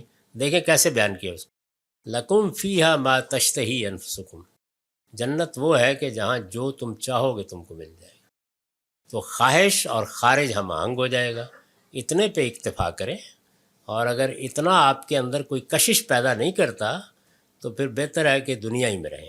استاد محترم، مجھے ایک نصیحت چاہیے تھی بیسیکلی، کہ ابھی ہم میں سے اکثر بچے اپنی اسٹوڈنٹ لائف سے پریکٹیکل لائف کی طرف ٹرانزیشن چل رہا ہے، تو اس دوران اکثر یہ احساس آتا ہے غالب کہ آپ بے مقصد چیز کے لیے اتنی توغ و دو کر رہے ہیں، نہ ہی اسٹڈیز کا اتنا فائدہ ہے، نہ ہی مطلب ایک کس بے مقصد چیز کے لیے ہم اتنی توغ و دو کر رہے ہیں، صرف یہ کہ ہم اپنا بریڈ اینڈ بٹر پورا کر لیں۔ یہ بے مقصدیت کا احساس غالب آ جاتا ہے کچھ وقت کے لیے، جس کی وجہ سے پھر نہ کچھ کرنے کا دل کرتا ہے، اور یہ کا بہت مسئلہ آتا ہے۔ یہ انسان پر گزرنے والے مختلف احوال ہیں، لیکن اس دنیا میں آپ کو علم و عقل کی روشنی میں یہ سوچنا چاہیے کہ کیا آپ خوشی کریں گے؟ جینا ہے نا، کچھ نہیں کہا جا سکتا کہ کتنی زندگی ہے۔ اس زندگی میں کچھ چیزیں آپ کی ضرورت ہیں، اور کچھ چیزیں وہ ہیں جو ضرورت نہیں ہے، وہ اس سے آگے کی طلب انسان کے اندر ہے۔ آپ اگر اس طلب سے دستبردار ہونا چاہتے ہیں اور محض ضرورت پہ اکتفا کرنا چاہتے ہیں تو کر لیں، لیکن پھر نہ کبھی شادی کیجیے گا، نہ کبھی بچے پیدا کیجیے گا، نہ کبھی گھر بنائیے گا، اس لیے کہ آپ نے تو فیصلہ کر لیا کہ میں ضرورت تک محدود رہوں گا۔ سوال یہ ہے کہ یہ جو آپ دوسرے پیدا کر بیٹھیں گے، یہ بھی کیا محدود کر لیں گے اپنے آپ؟ تو 2 راستے ہیں میرے بھائی، ان کا علم عقل کی روشنی میں انتخاب کر لینا چاہیے۔ یا آپ کو معمول کی زندگی بسر کرنی ہے تو پھر اپنے اندر سے یہ چیز دور کریں، اور کوشش کریں کہ جو صلاحیت اللہ نے آپ کو دی ہے، جو استعداد دی ہے، اس کے لحاظ سے بہتر زندگی حاصل کریں۔ اور اگر فرض کیجئے کہ یہ راستہ ہے تو پھر جیسے پرانے یوگی بدھا نے تو بعد میں چھوڑ دیا تھا، زیادہ اچھا یہ پہلے چھوڑ دیا جائے، اور اطمینان سے کہیں تپسیا کریں بیٹھ کے۔ تو اپنے آپ کو حوصلے سے دنیا میں ڈالنا چاہیے۔ یعنی جو لوگ اس دنیا کی زندگی کی تگ و دو سے ہاتھ کھینچتے ہیں، وہ اگر قرآن سے پوچھے تو میدان مقابلہ سے بھاگ گئے۔ حوصلے کے ساتھ اس میدان میں اترنا چاہیے. شادی کرنا، بچے پیدا کرنا، خاندان کی ضروریات پوری کرنا، یہ اصل میں مقابلے کو قبول کرنا ہے. السلام علیکم سر. سر میرا نام آزاد ہے اور میں سائی وال سے بلونگ کرتا ہوں. سر میرا ایک نام آزاد ہے یا تخلص آزاد ہے یا لقب آزاد ہے؟ نام آزاد ہے جی. جی سر. تو سر میرا ایک بنیادی سوال ہے. جیسا کہ ہم جانتے ہیں کہ جو دین ہے وہ محمد رسول اللہ صلی اللہ علیہ وآلہ وسلم پر نازل ہوا ہے، اور اسی طریقے سے جو سنت ہے وہ بھی محمد رسول اللہ صلی اللہ علیہ وآلہ وسلم پر نازل ہوئی ہے. تو دین جو ہے وہ کتاب و سنت کے اندر مقید اور معدد ہے. تو چند احکام ہیں جیسا کہ دیکھتے ہیں ہم، نماز، روزہ، زکوٰۃ، حج، جن کو ہمیں پرفارم کرنا ہے. اور جو چیز محمد رسول اللہ صلی اللہ علیہ وآلہ وسلم پر واجب العمل نہیں ہے وہ دین نہیں ہے. تو جو چیزیں سر ہم اپنے لٹریچر کو دیکھیں، مسلمانوں کا جو لٹریچر ہے اس میں ہماری فقہ آ جاتی ہے، تفسیر آ جاتی ہے، اور باقی جو چیزیں وہ آ جاتی ہیں. ان کی جو ابتدا ہے وہ محمد رسول اللہ صلی اللہ علیہ وآلہ وسلم سے شروعات نہیں ہوتی. وہ ظاہر ہے آپ کی تفسیر ہے، مولانا مودودی رحمہ اللہ علیہ کی تفسیر ہے، یا باقی لوگوں کی جو تفاسیر ہیں، یا اسی طریقے سے حنفیت ہے، شافیت ہے. تو یہ چیزیں جو ہیں یہ مطلب نبوت تو نازل ہو چکی ہے، قرآن اور سنت کی صورت میں ہے.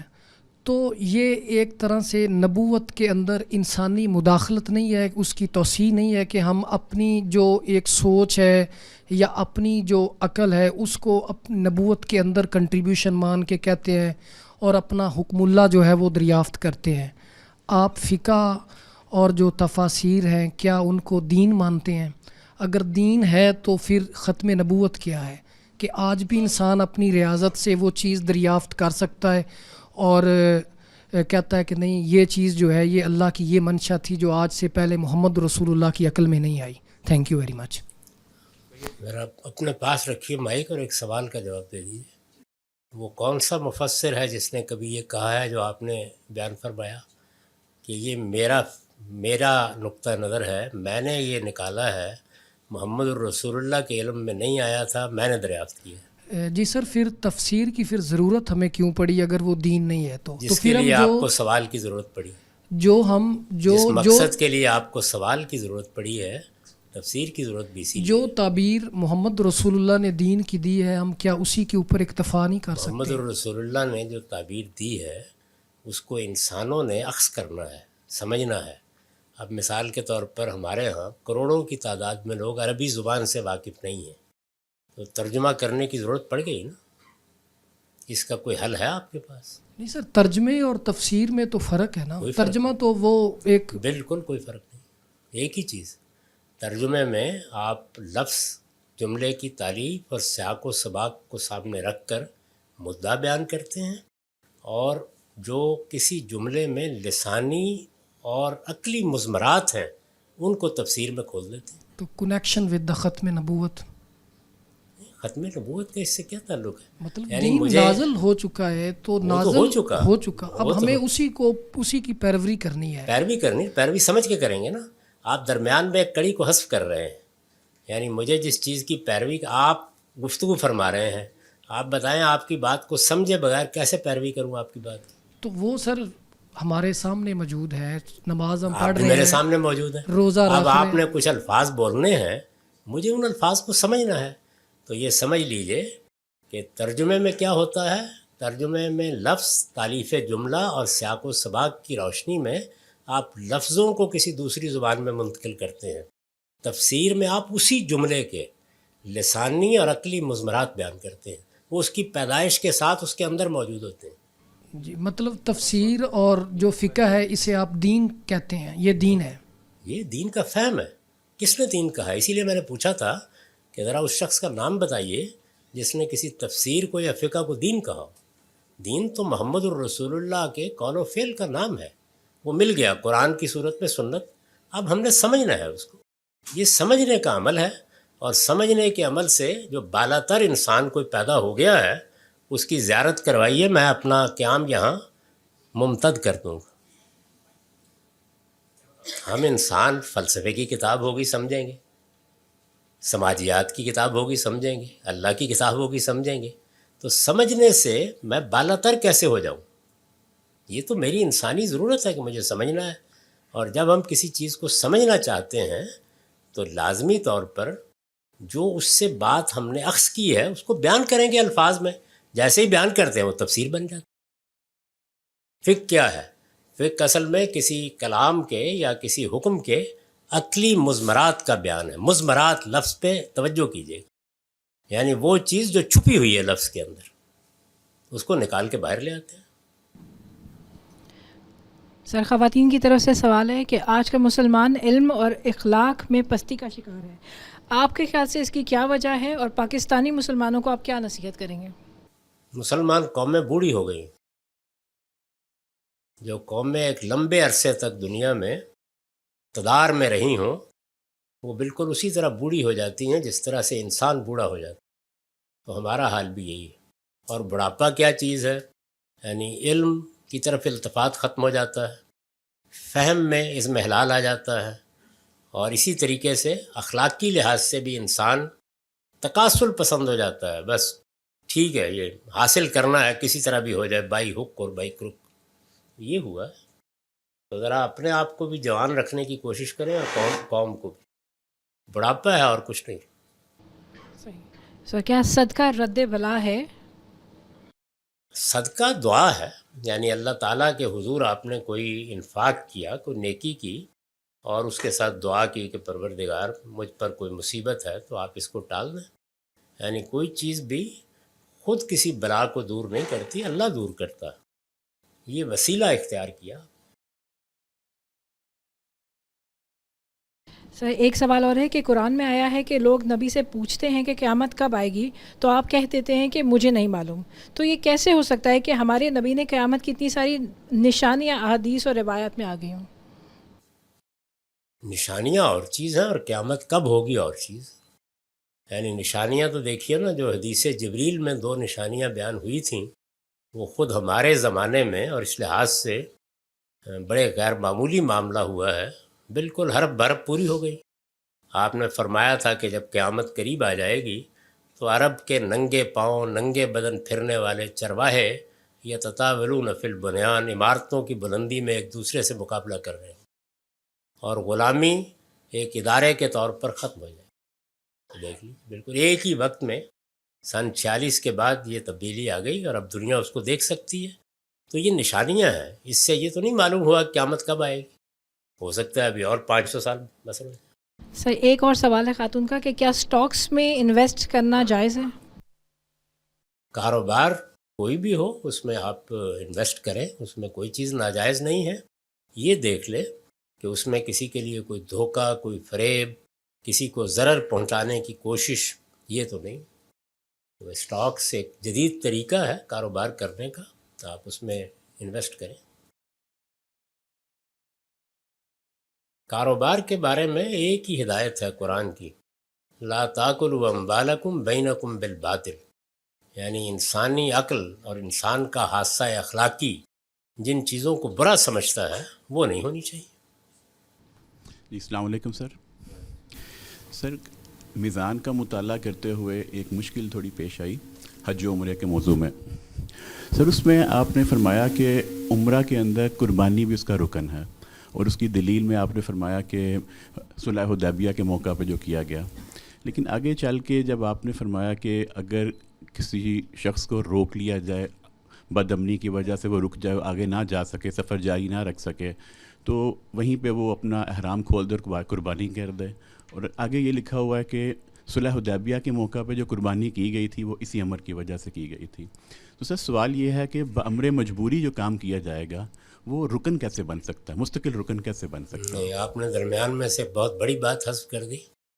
رسول اللہ صلی اللہ علیہ وسلم قربانی کے جانور لے کر چلے تھے، اس وقت کوئی مجبوری نہیں تھی۔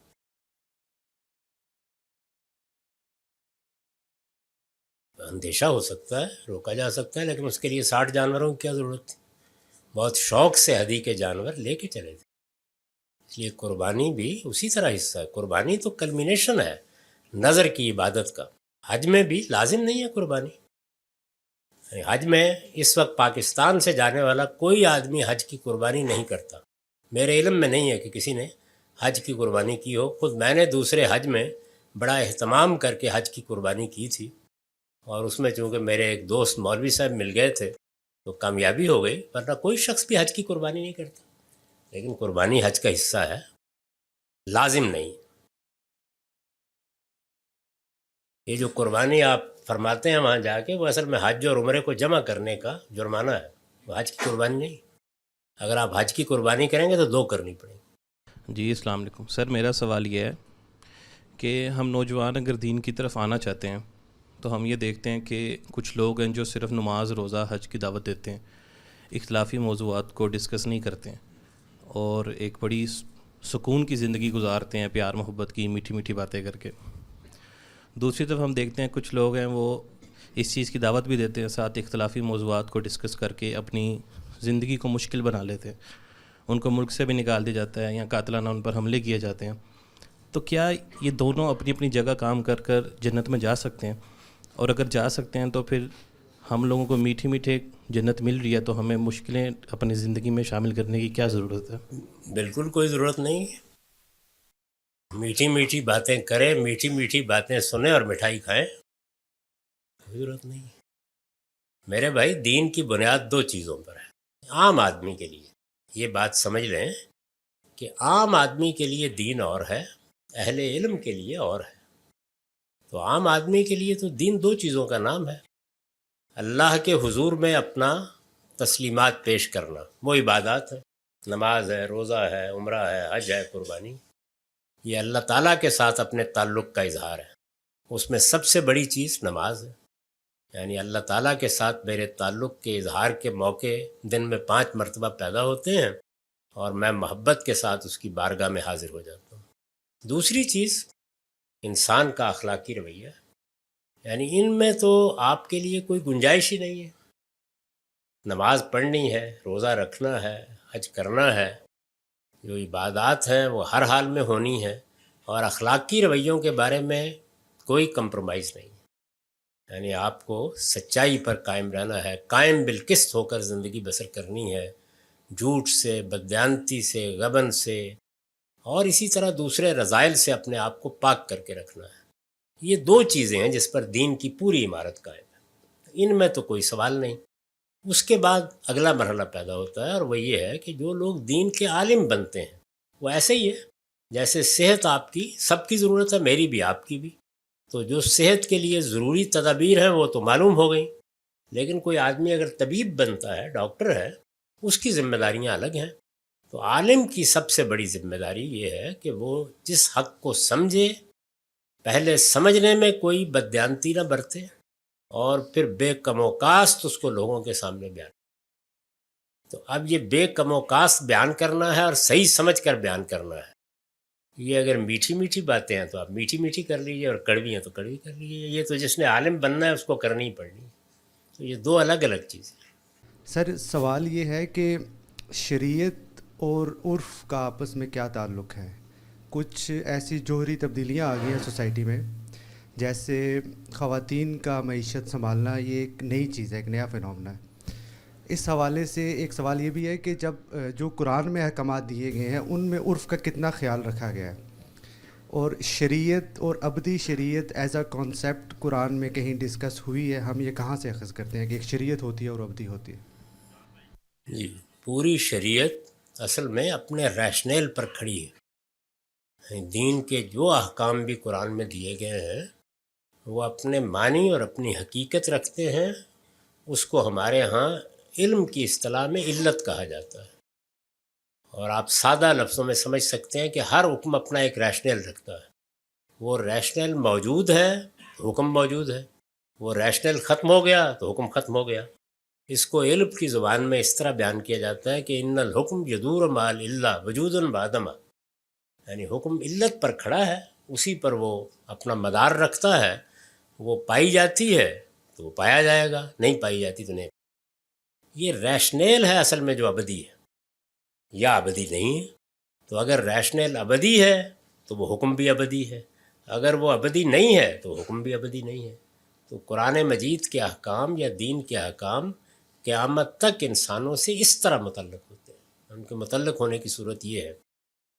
اصل سوال جو آپ نے کیا ہے اسی کو پیش نظر رکھ کر میں نے کل غالباً یا پرسوں کسی نشست میں یہ کہا تھا کہ معاہدہ یا نکاح اب نظر ثانی کا تقاضا کرے.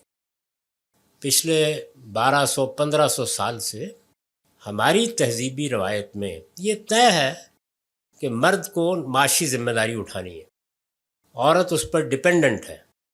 وہ معیشت کے معاملات کے بارے میں خود کسی جد و جہد کو اختیار کرنے کی پابند نہیں ہے.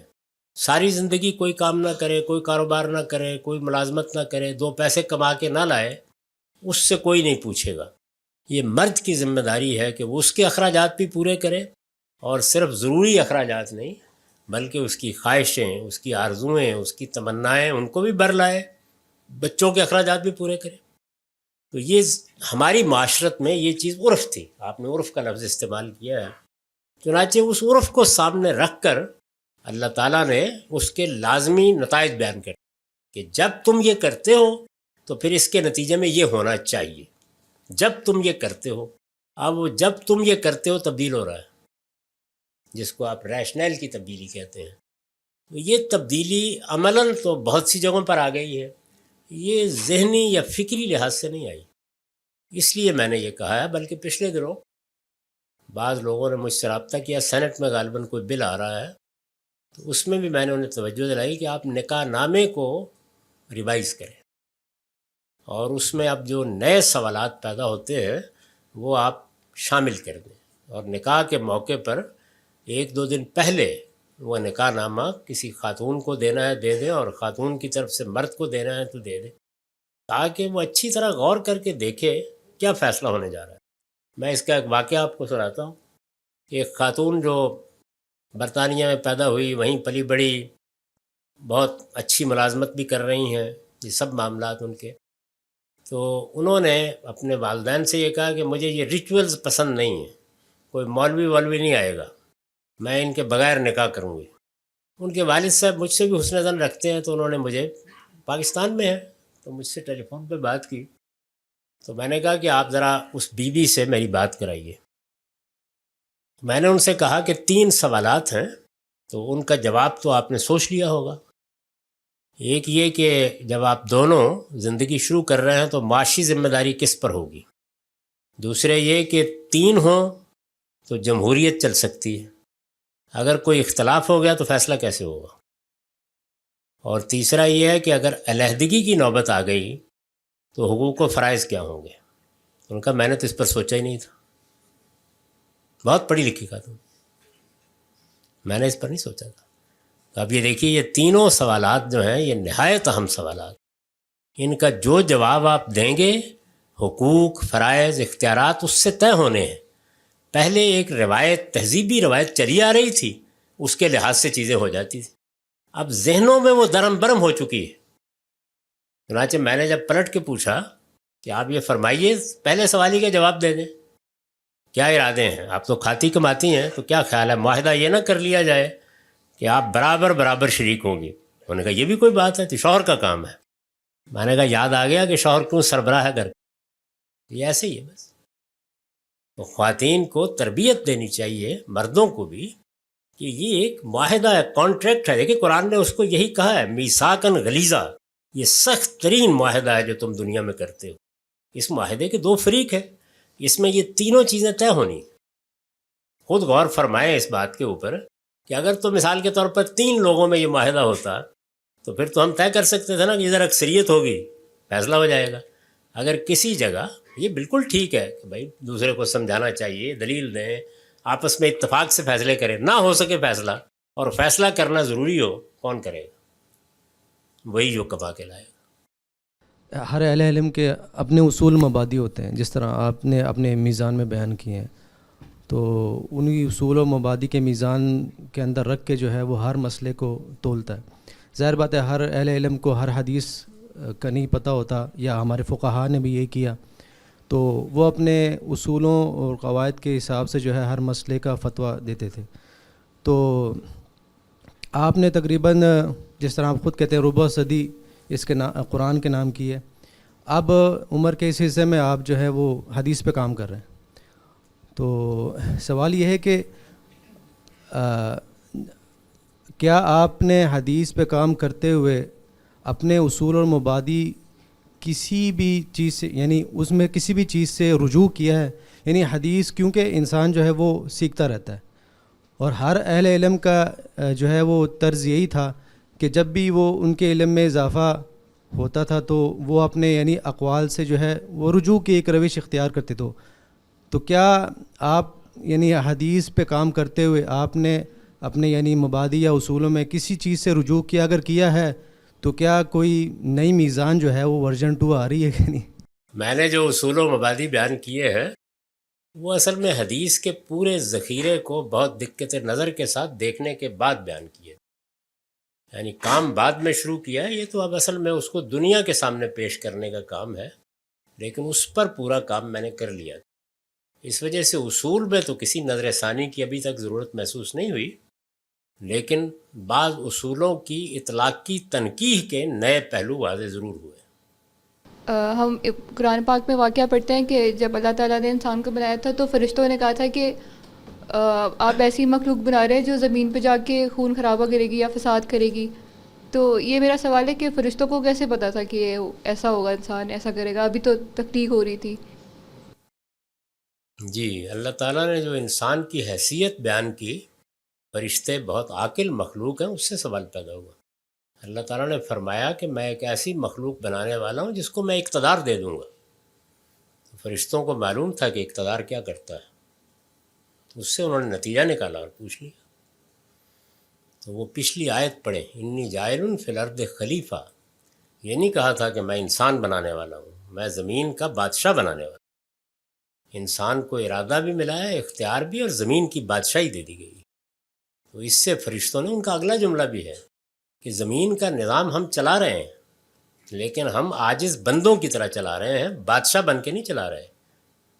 ہم تو تسبیح و تقدیس کرتے رہتے ہیں، لیکن آپ اب بادشاہ بنانے جا رہے ہیں تو یہ تو پکڑا نہیں جائے گا. بالکل ٹھیک نتیجہ انہوں نے نکالا. یہ ایک عاقل انسان کا یا عاقل مخلوق کا نکالا گیا نتیجہ ہے. اس کے لیے کچھ جاننے کی ضرورت نہیں تھی. ہم کسی سے بدلہ لے سکتے ہیں، ٹھیک ہے، یعنی وہ شخص ہمیں اگر ذہنی اذیت دے رہا ہے اور ہم بدلہ لینے کی ہمت بھی رکھ رہے ہیں اور پھر بھی ہم نہیں لے رہے، اس کی وجہ سے ہم ڈپریشن میں جا رہے ہیں، کئی راتیں سو نہیں سک رہے. تو اس سچویشن میں ہمیں کون سا رویہ اختیار رکھنا چاہیے؟ قرآن مجید میں جن مقامات پر بدلہ لینے کی ہدایت بھی اور نہ لینے کی ہدایت دونوں زیر بحث آئی ہیں، ہمیشہ ان کو پڑھتے رہیے. ان میں پوری بات بیان ہو گئی ہے. اللہ تعالیٰ نے فرمایا ہے کہ عاقبوا بمثل ما عوقبتم بہ. اگر تمہارے ساتھ کوئی زیادتی ہوئی ہے، کوئی شبہ نہیں کہ تمہیں بدلہ لینے کا حق ہے، لیکن اگر تم معاف کر دو تو کیا ہی کہنے. اور یہ بتایا کہ ادفع باللتی ہے احسن. برائی کا جواب اگر بلائی سے دو گے تو یہ وہ چیز ہے کہ ایسی حکمت شاذ ہی کسی کو حاصل ہوتی ہے، اور جس کو حاصل ہوتی ہے وہ بڑا نصیبہ ور ہوتا ہے. بار بار پڑھتے رہیے، انشاءاللہ کوئی ڈپریشن نہیں ہوگا بلکہ انشراح ہوگا، طبیعت میں نشاط آئے گا. آپ اللہ کا شکر ادا کریں گے کہ اس نے آپ کو اتنی نیکی کمانے کی توفیق عطا فرمائی ہے. عفو درگزر، معاف کر دینا، درگزر کر لینا، باوجود بدلے کی قدرت رکھنے کے بدلہ نہ لینا، یہ بڑی بہادری کی بات ہے. تو آپ قرآن کے اس حصے کو بار بار پڑھتے رہیے. سوال کے جواب میں آپ نے کہا کہ اگر آپ نے زندگی میں بڑے کام کرنے ہیں تو اپنے اوپر ایک یقین ہونا چاہیے، اپنے اندر سے یقین ہونا چاہیے. لیکن اکثر محسوس یہ ہوتا ہے کہ کچھ چیزوں کا اندر سے یقین آنے کے لیے آپ باہر دیکھتے ہیں اور آپ کو ایک آبجیکٹیو سٹینڈرڈ نہیں ہوتا ان چیزوں کا، تو آپ باہر ڈھونڈ رہے ہوتے ہیں، ویلیڈیشن آپ کو چاہیے ہوتی ہے. جیسے مثال کے طور پہ اگر میں لکھاری بننا چاہوں تو میرا شوق تو ہو سکتا ہے کہ مجھے لکھاری بننا ہے اور بہت جذبہ ہو سکتا ہے، لیکن یہ بات کہ صلاحیت ہے یا نہیں، اس کے لیے میں باہر دیکھوں گی.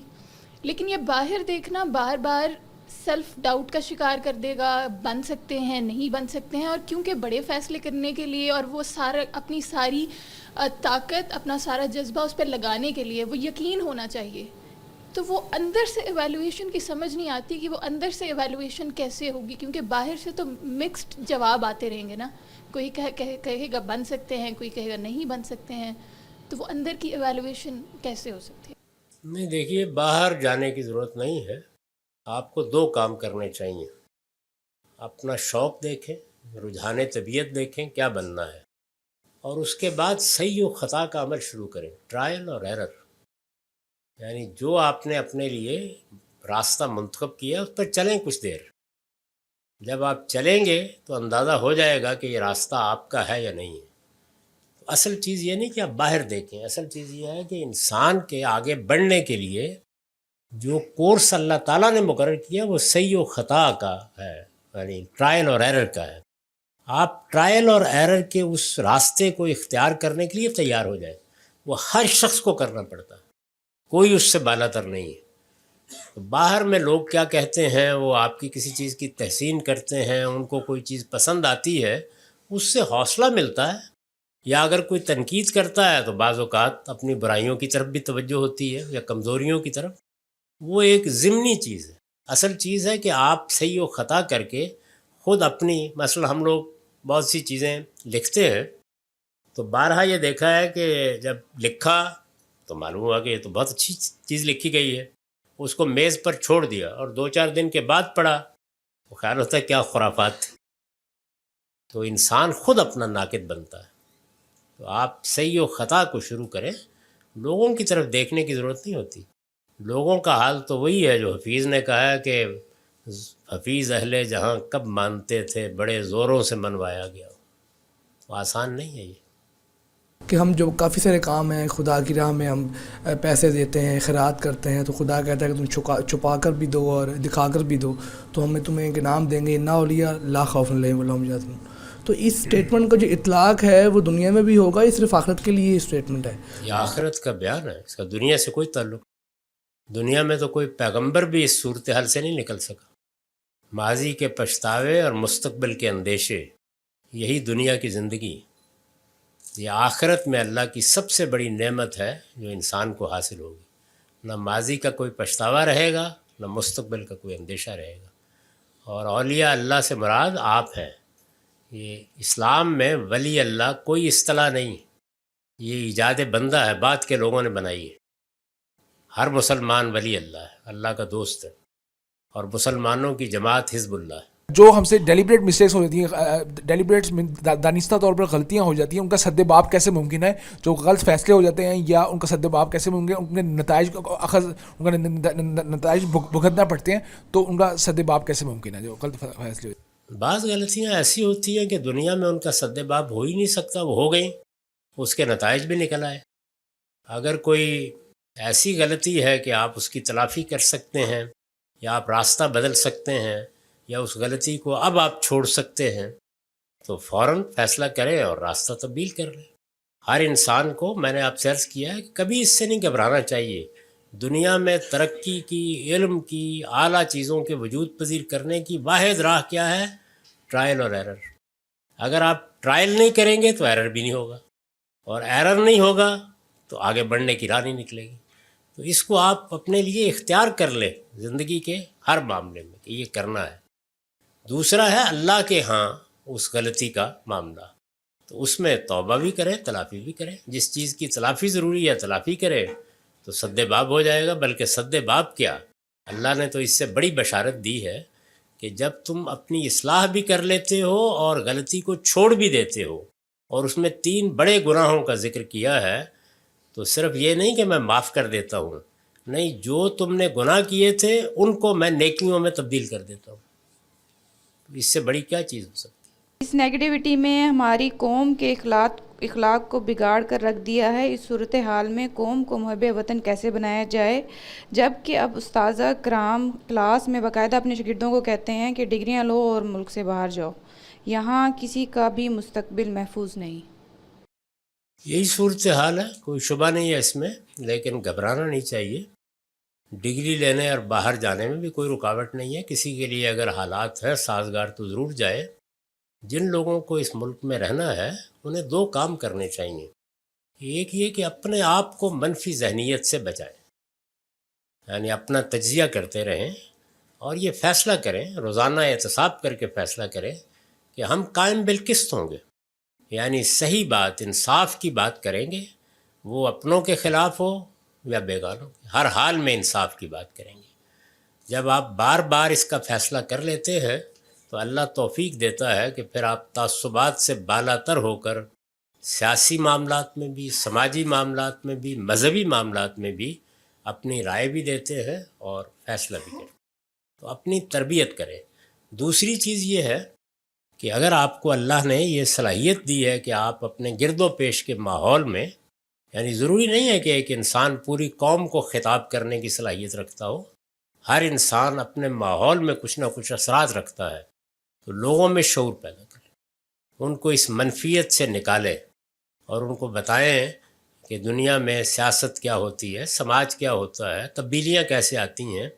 ہم نے لوگوں کو نعرے ضرور دیے ہیں لیکن کبھی اس معاملے میں ایجوکیٹ نہیں کیا کہ اگر آپ معاشرے میں تبدیلی تو دیکھیے، اچھی تبدیلی میں بھی چاہتا ہوں، آپ بھی چاہتے ہیں، آتی کیسے؟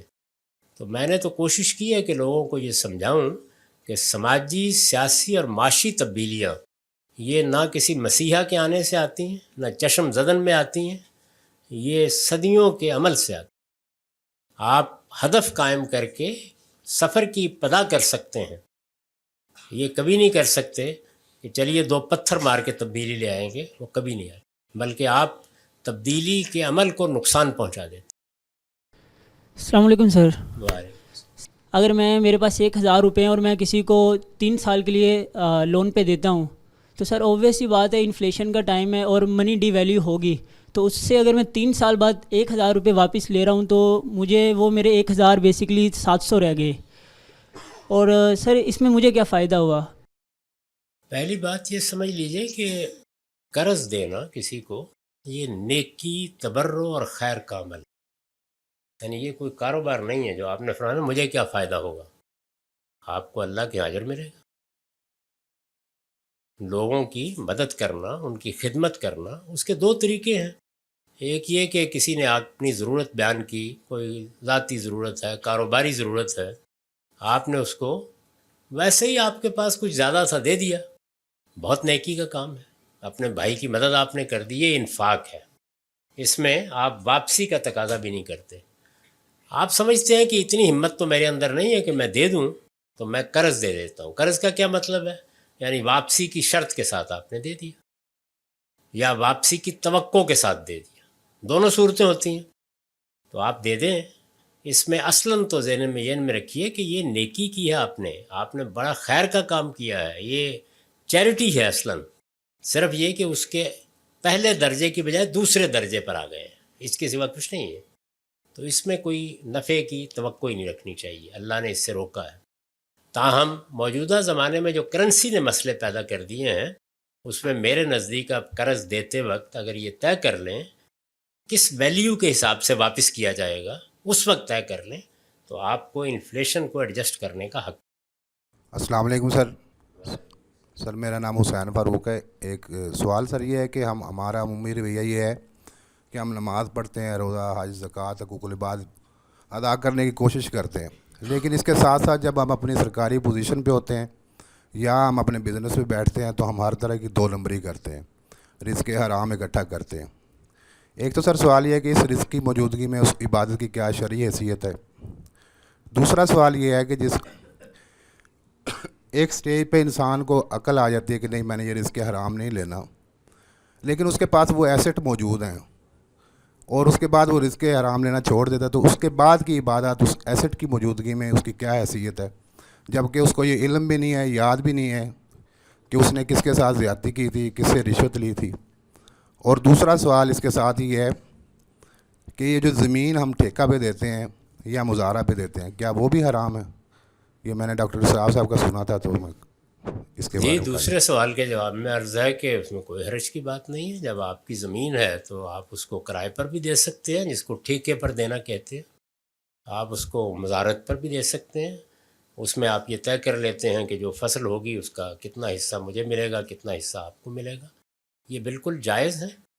امام ابو حنیفہ کی نسبت سے جو بات بیان کی جاتی ہے اس کو سمجھنے میں لوگوں کو غلطی لگی ہے. وہ ایک بالکل دوسری قسم ہے جس پر انہوں نے یہ فتویٰ دیا تھا. میری خود ڈاکٹر صاحب مرحوم سے اس موضوع پر بات بھی ہوئی ہے. اس میں کوئی حرج کی چیز نہیں ہے. آپ ٹھیکے پر دیں، آپ کرائے پر دیں، آپ کوئی اور طریقہ اختیار کریں. یہ کاروبار ہے. کاروبار میں صرف اتنا ہی خیال رکھنا چاہیے کہ جو آپ کریں انصاف کے ساتھ، کسی کے ساتھ زیادتی نہ ہو، کسی کو نقصان پہنچانا پیش نظر نہ ہو. جیسے جوا کھیلتے ہوئے دونوں بیٹھے ہوتے ہیں کہ میں نے تمہیں لوٹنا ہے، تو یہی چیز اس کی حرمت کا باعث بن جاتی. وہ کاروبار کے لیے قرآن نے بڑی خوبصورت تعبیر اختیار کی، انترازب بین، یعنی تمہاری طرف سے وہ باہمی رضامندی کا عمل ہے. تو اگر وہ اس طریقے سے ہو رہا ہے تو اس میں کوئی حرج کی بات. پہلا سوال کیا تھا؟ دیکھیے بات یہ ہے کہ جو کچھ حرام کمایا گیا ہے اس میں اصل تقاضا تو یہی ہے کہ آپ اس کو دے دیں. اگر کوئی اس کا مالک نہیں ہے تو اللہ کی راہ میں دے دیں، اور اگر فوراً دینے کی ہمت نہیں ہے تو طے کر لیں کہ مجھے بہرحال اس کو قسطوں ہی میں صحیح ادا کرنا ہے. تو آہستہ آہستہ اللہ کی راہ میں انفاق کرتے رہے اور ساتھ توبہ و استغفار بھی کرتے رہے. وہ ہے تو بالکل ناجائز جو کچھ حاصل کیا گیا. اللہ کا قانون یہ ہے کہ ہر چیز اپنی جگہ پر ہے. یعنی اس طرح نہیں ہوتا کہ ایک چیز دوسرے پر اثر انداز ہو جائے گی. آپ عبادت کر رہے ہیں، اگر نیک نیتی سے کر رہے ہیں اس کا اجر لکھا جا رہا ہے، لیکن رشوت لینے کا یا کسی کا حق تلف کرنے کا جو گناہ ہے وہ ہو سکتا ہے کہ اس کپ کے برابر ہو، اور نماز کا اجر جو ہے وہ ایک ذرے کے برابر ہو.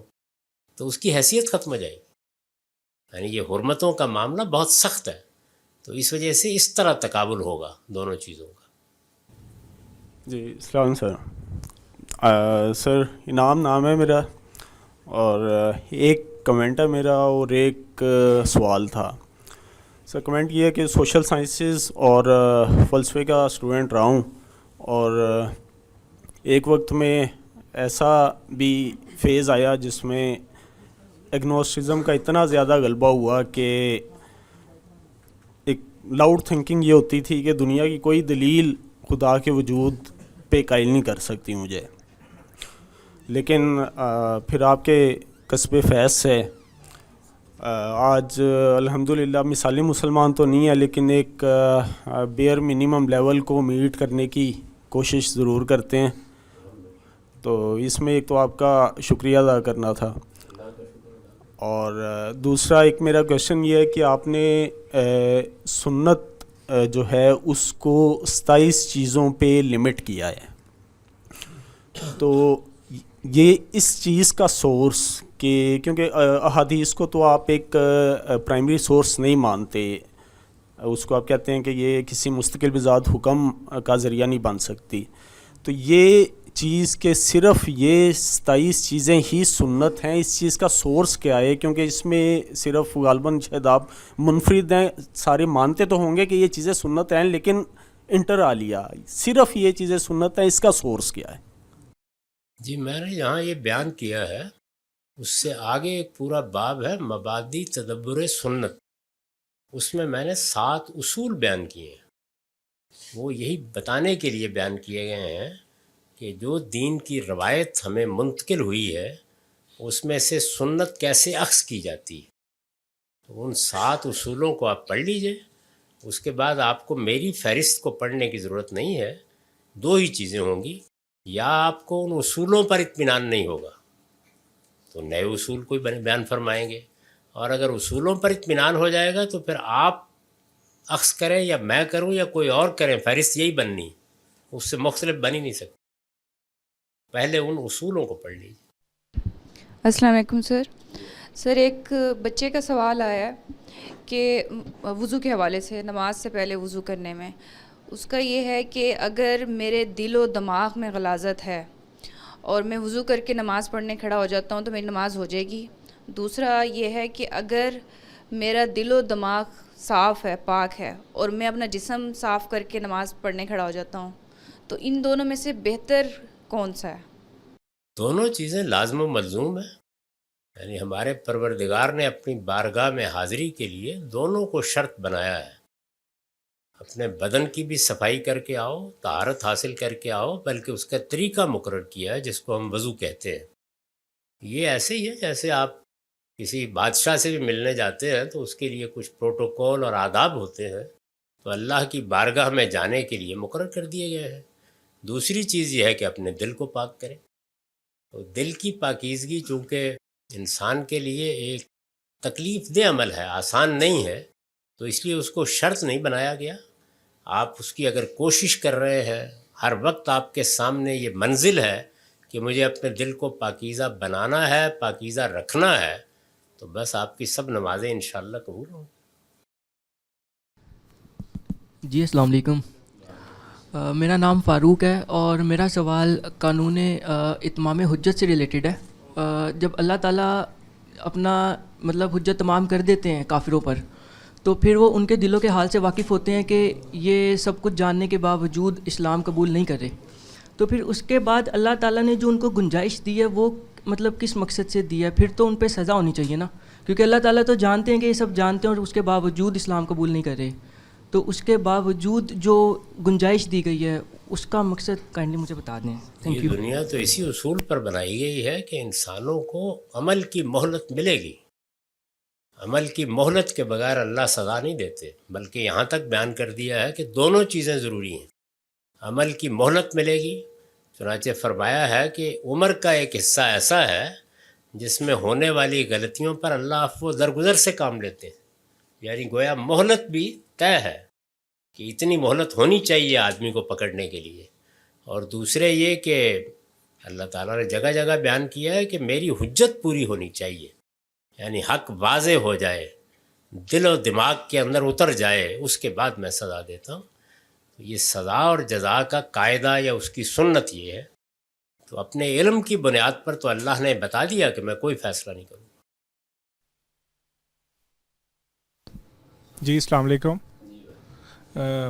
میرا سوال یہ ہے قبلہ، میں ڈاکٹر ہوں پیشے کے اعتبار سے، کہ ابھی یہاں بھی کچھ سوال انسانی نفسیات اور سائیکیٹری کے ریلیٹڈ تھے کہ جو لوگ پرابلم فیس کرتے ہیں وہ کئی دفعہ ان کا حل مذہب میں ڈھونڈنے کی کوشش کرتے ہیں، اور یہ حالت تو لاہور جیسے شہر اور پڑھے لکھے لوگوں کی ہے کہ ان کو بھی سائیکیٹرک ہیلپ اویلیبل نہیں ہے، یا ان کو سوشل سٹگماز کی وجہ سے اس کا شعور ہی نہیں ہے۔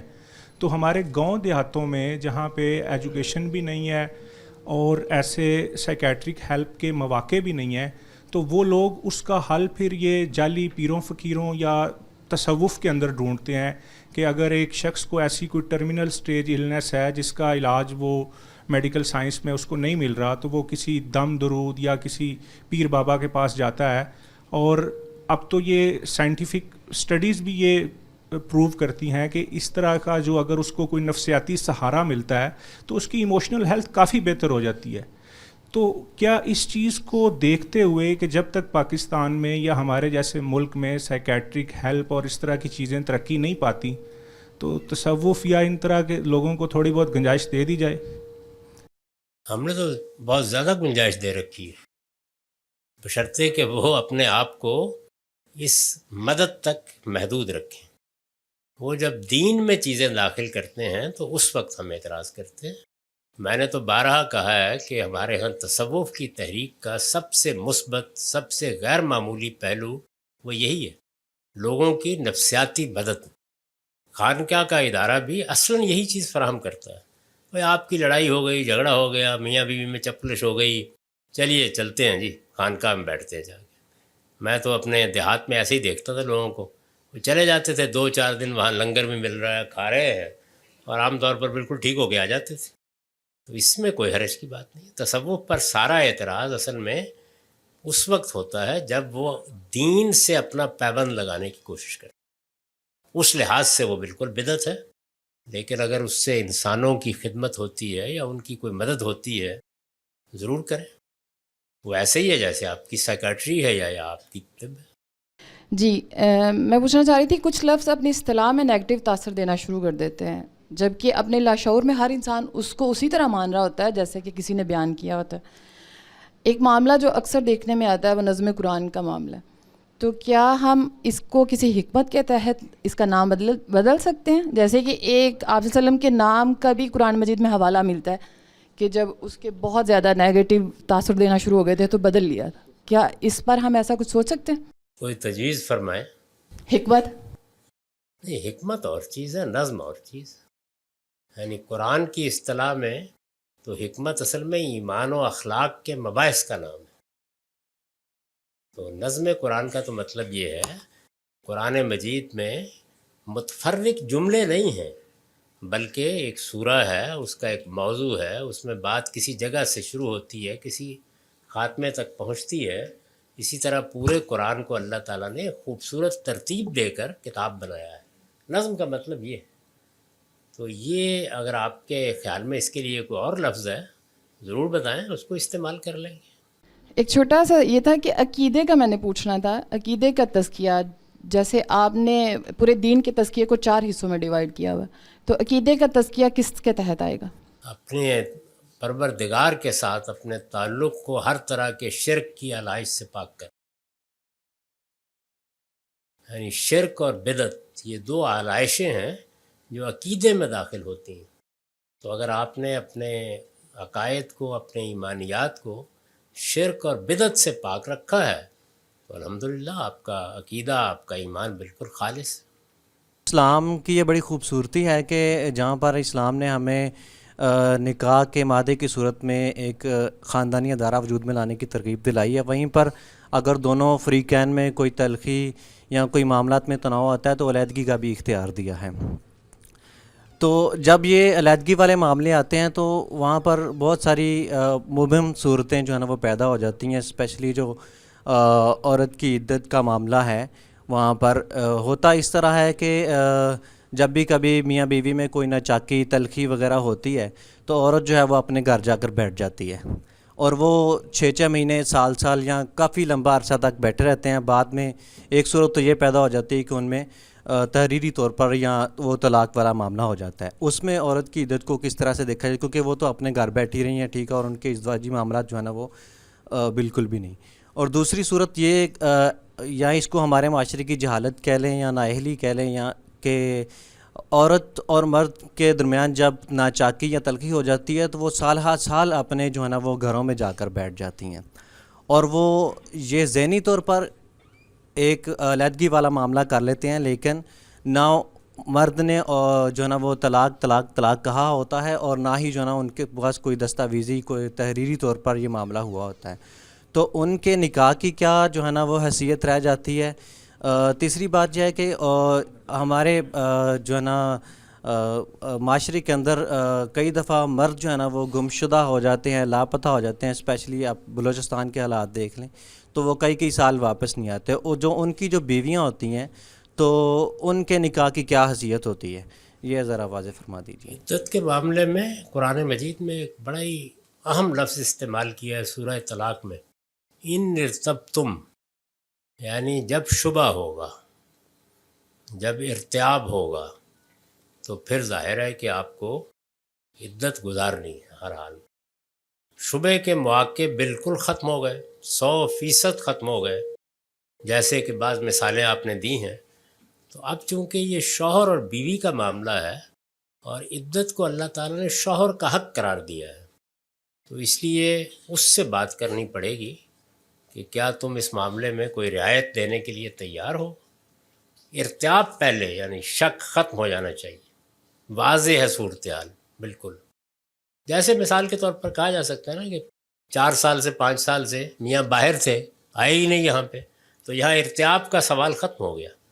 अब क्या करना है क्या नहीं करना, चूँकि ये माहिदा और कॉन्ट्रैक्ट है तो आपस में मिल के आप तय कर लें जो भी आप सूरत इख्तियार करना चाहते हैं।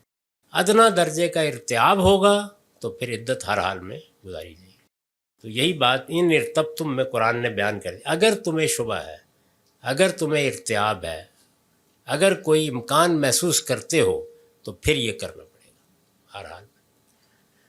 तलाक़ में हमारे यहाँ गलत रवैये हैं, इसमें आप क्या कर सकते हैं सिवाय इसके कि लोगों को बताएं इस तरह ना औरतों को निकल के जाना चाहिए, ना मर्दों को उन्हें निकालना चाहिए।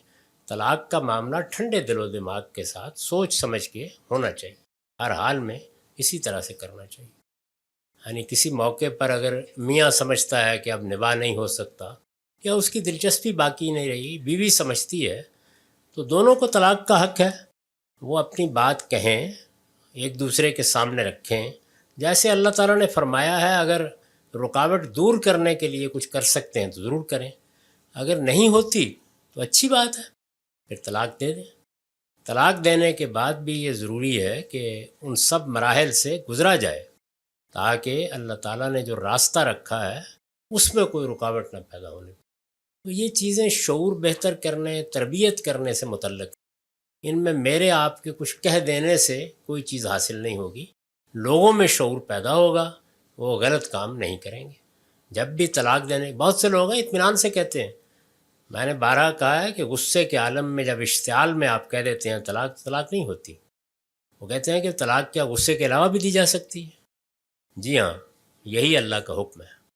یعنی آپ غصے میں یہ افوات نہیں کہیں گے، آپ ٹھنڈا ہونے دیں گے، آپ اچھی طرح سوچیں گے، غور و خوض کریں گے، پانی پئیں گے، باہر چلے جائیں گے، اس کے بعد اطمینان سے فیصلہ کریں گے.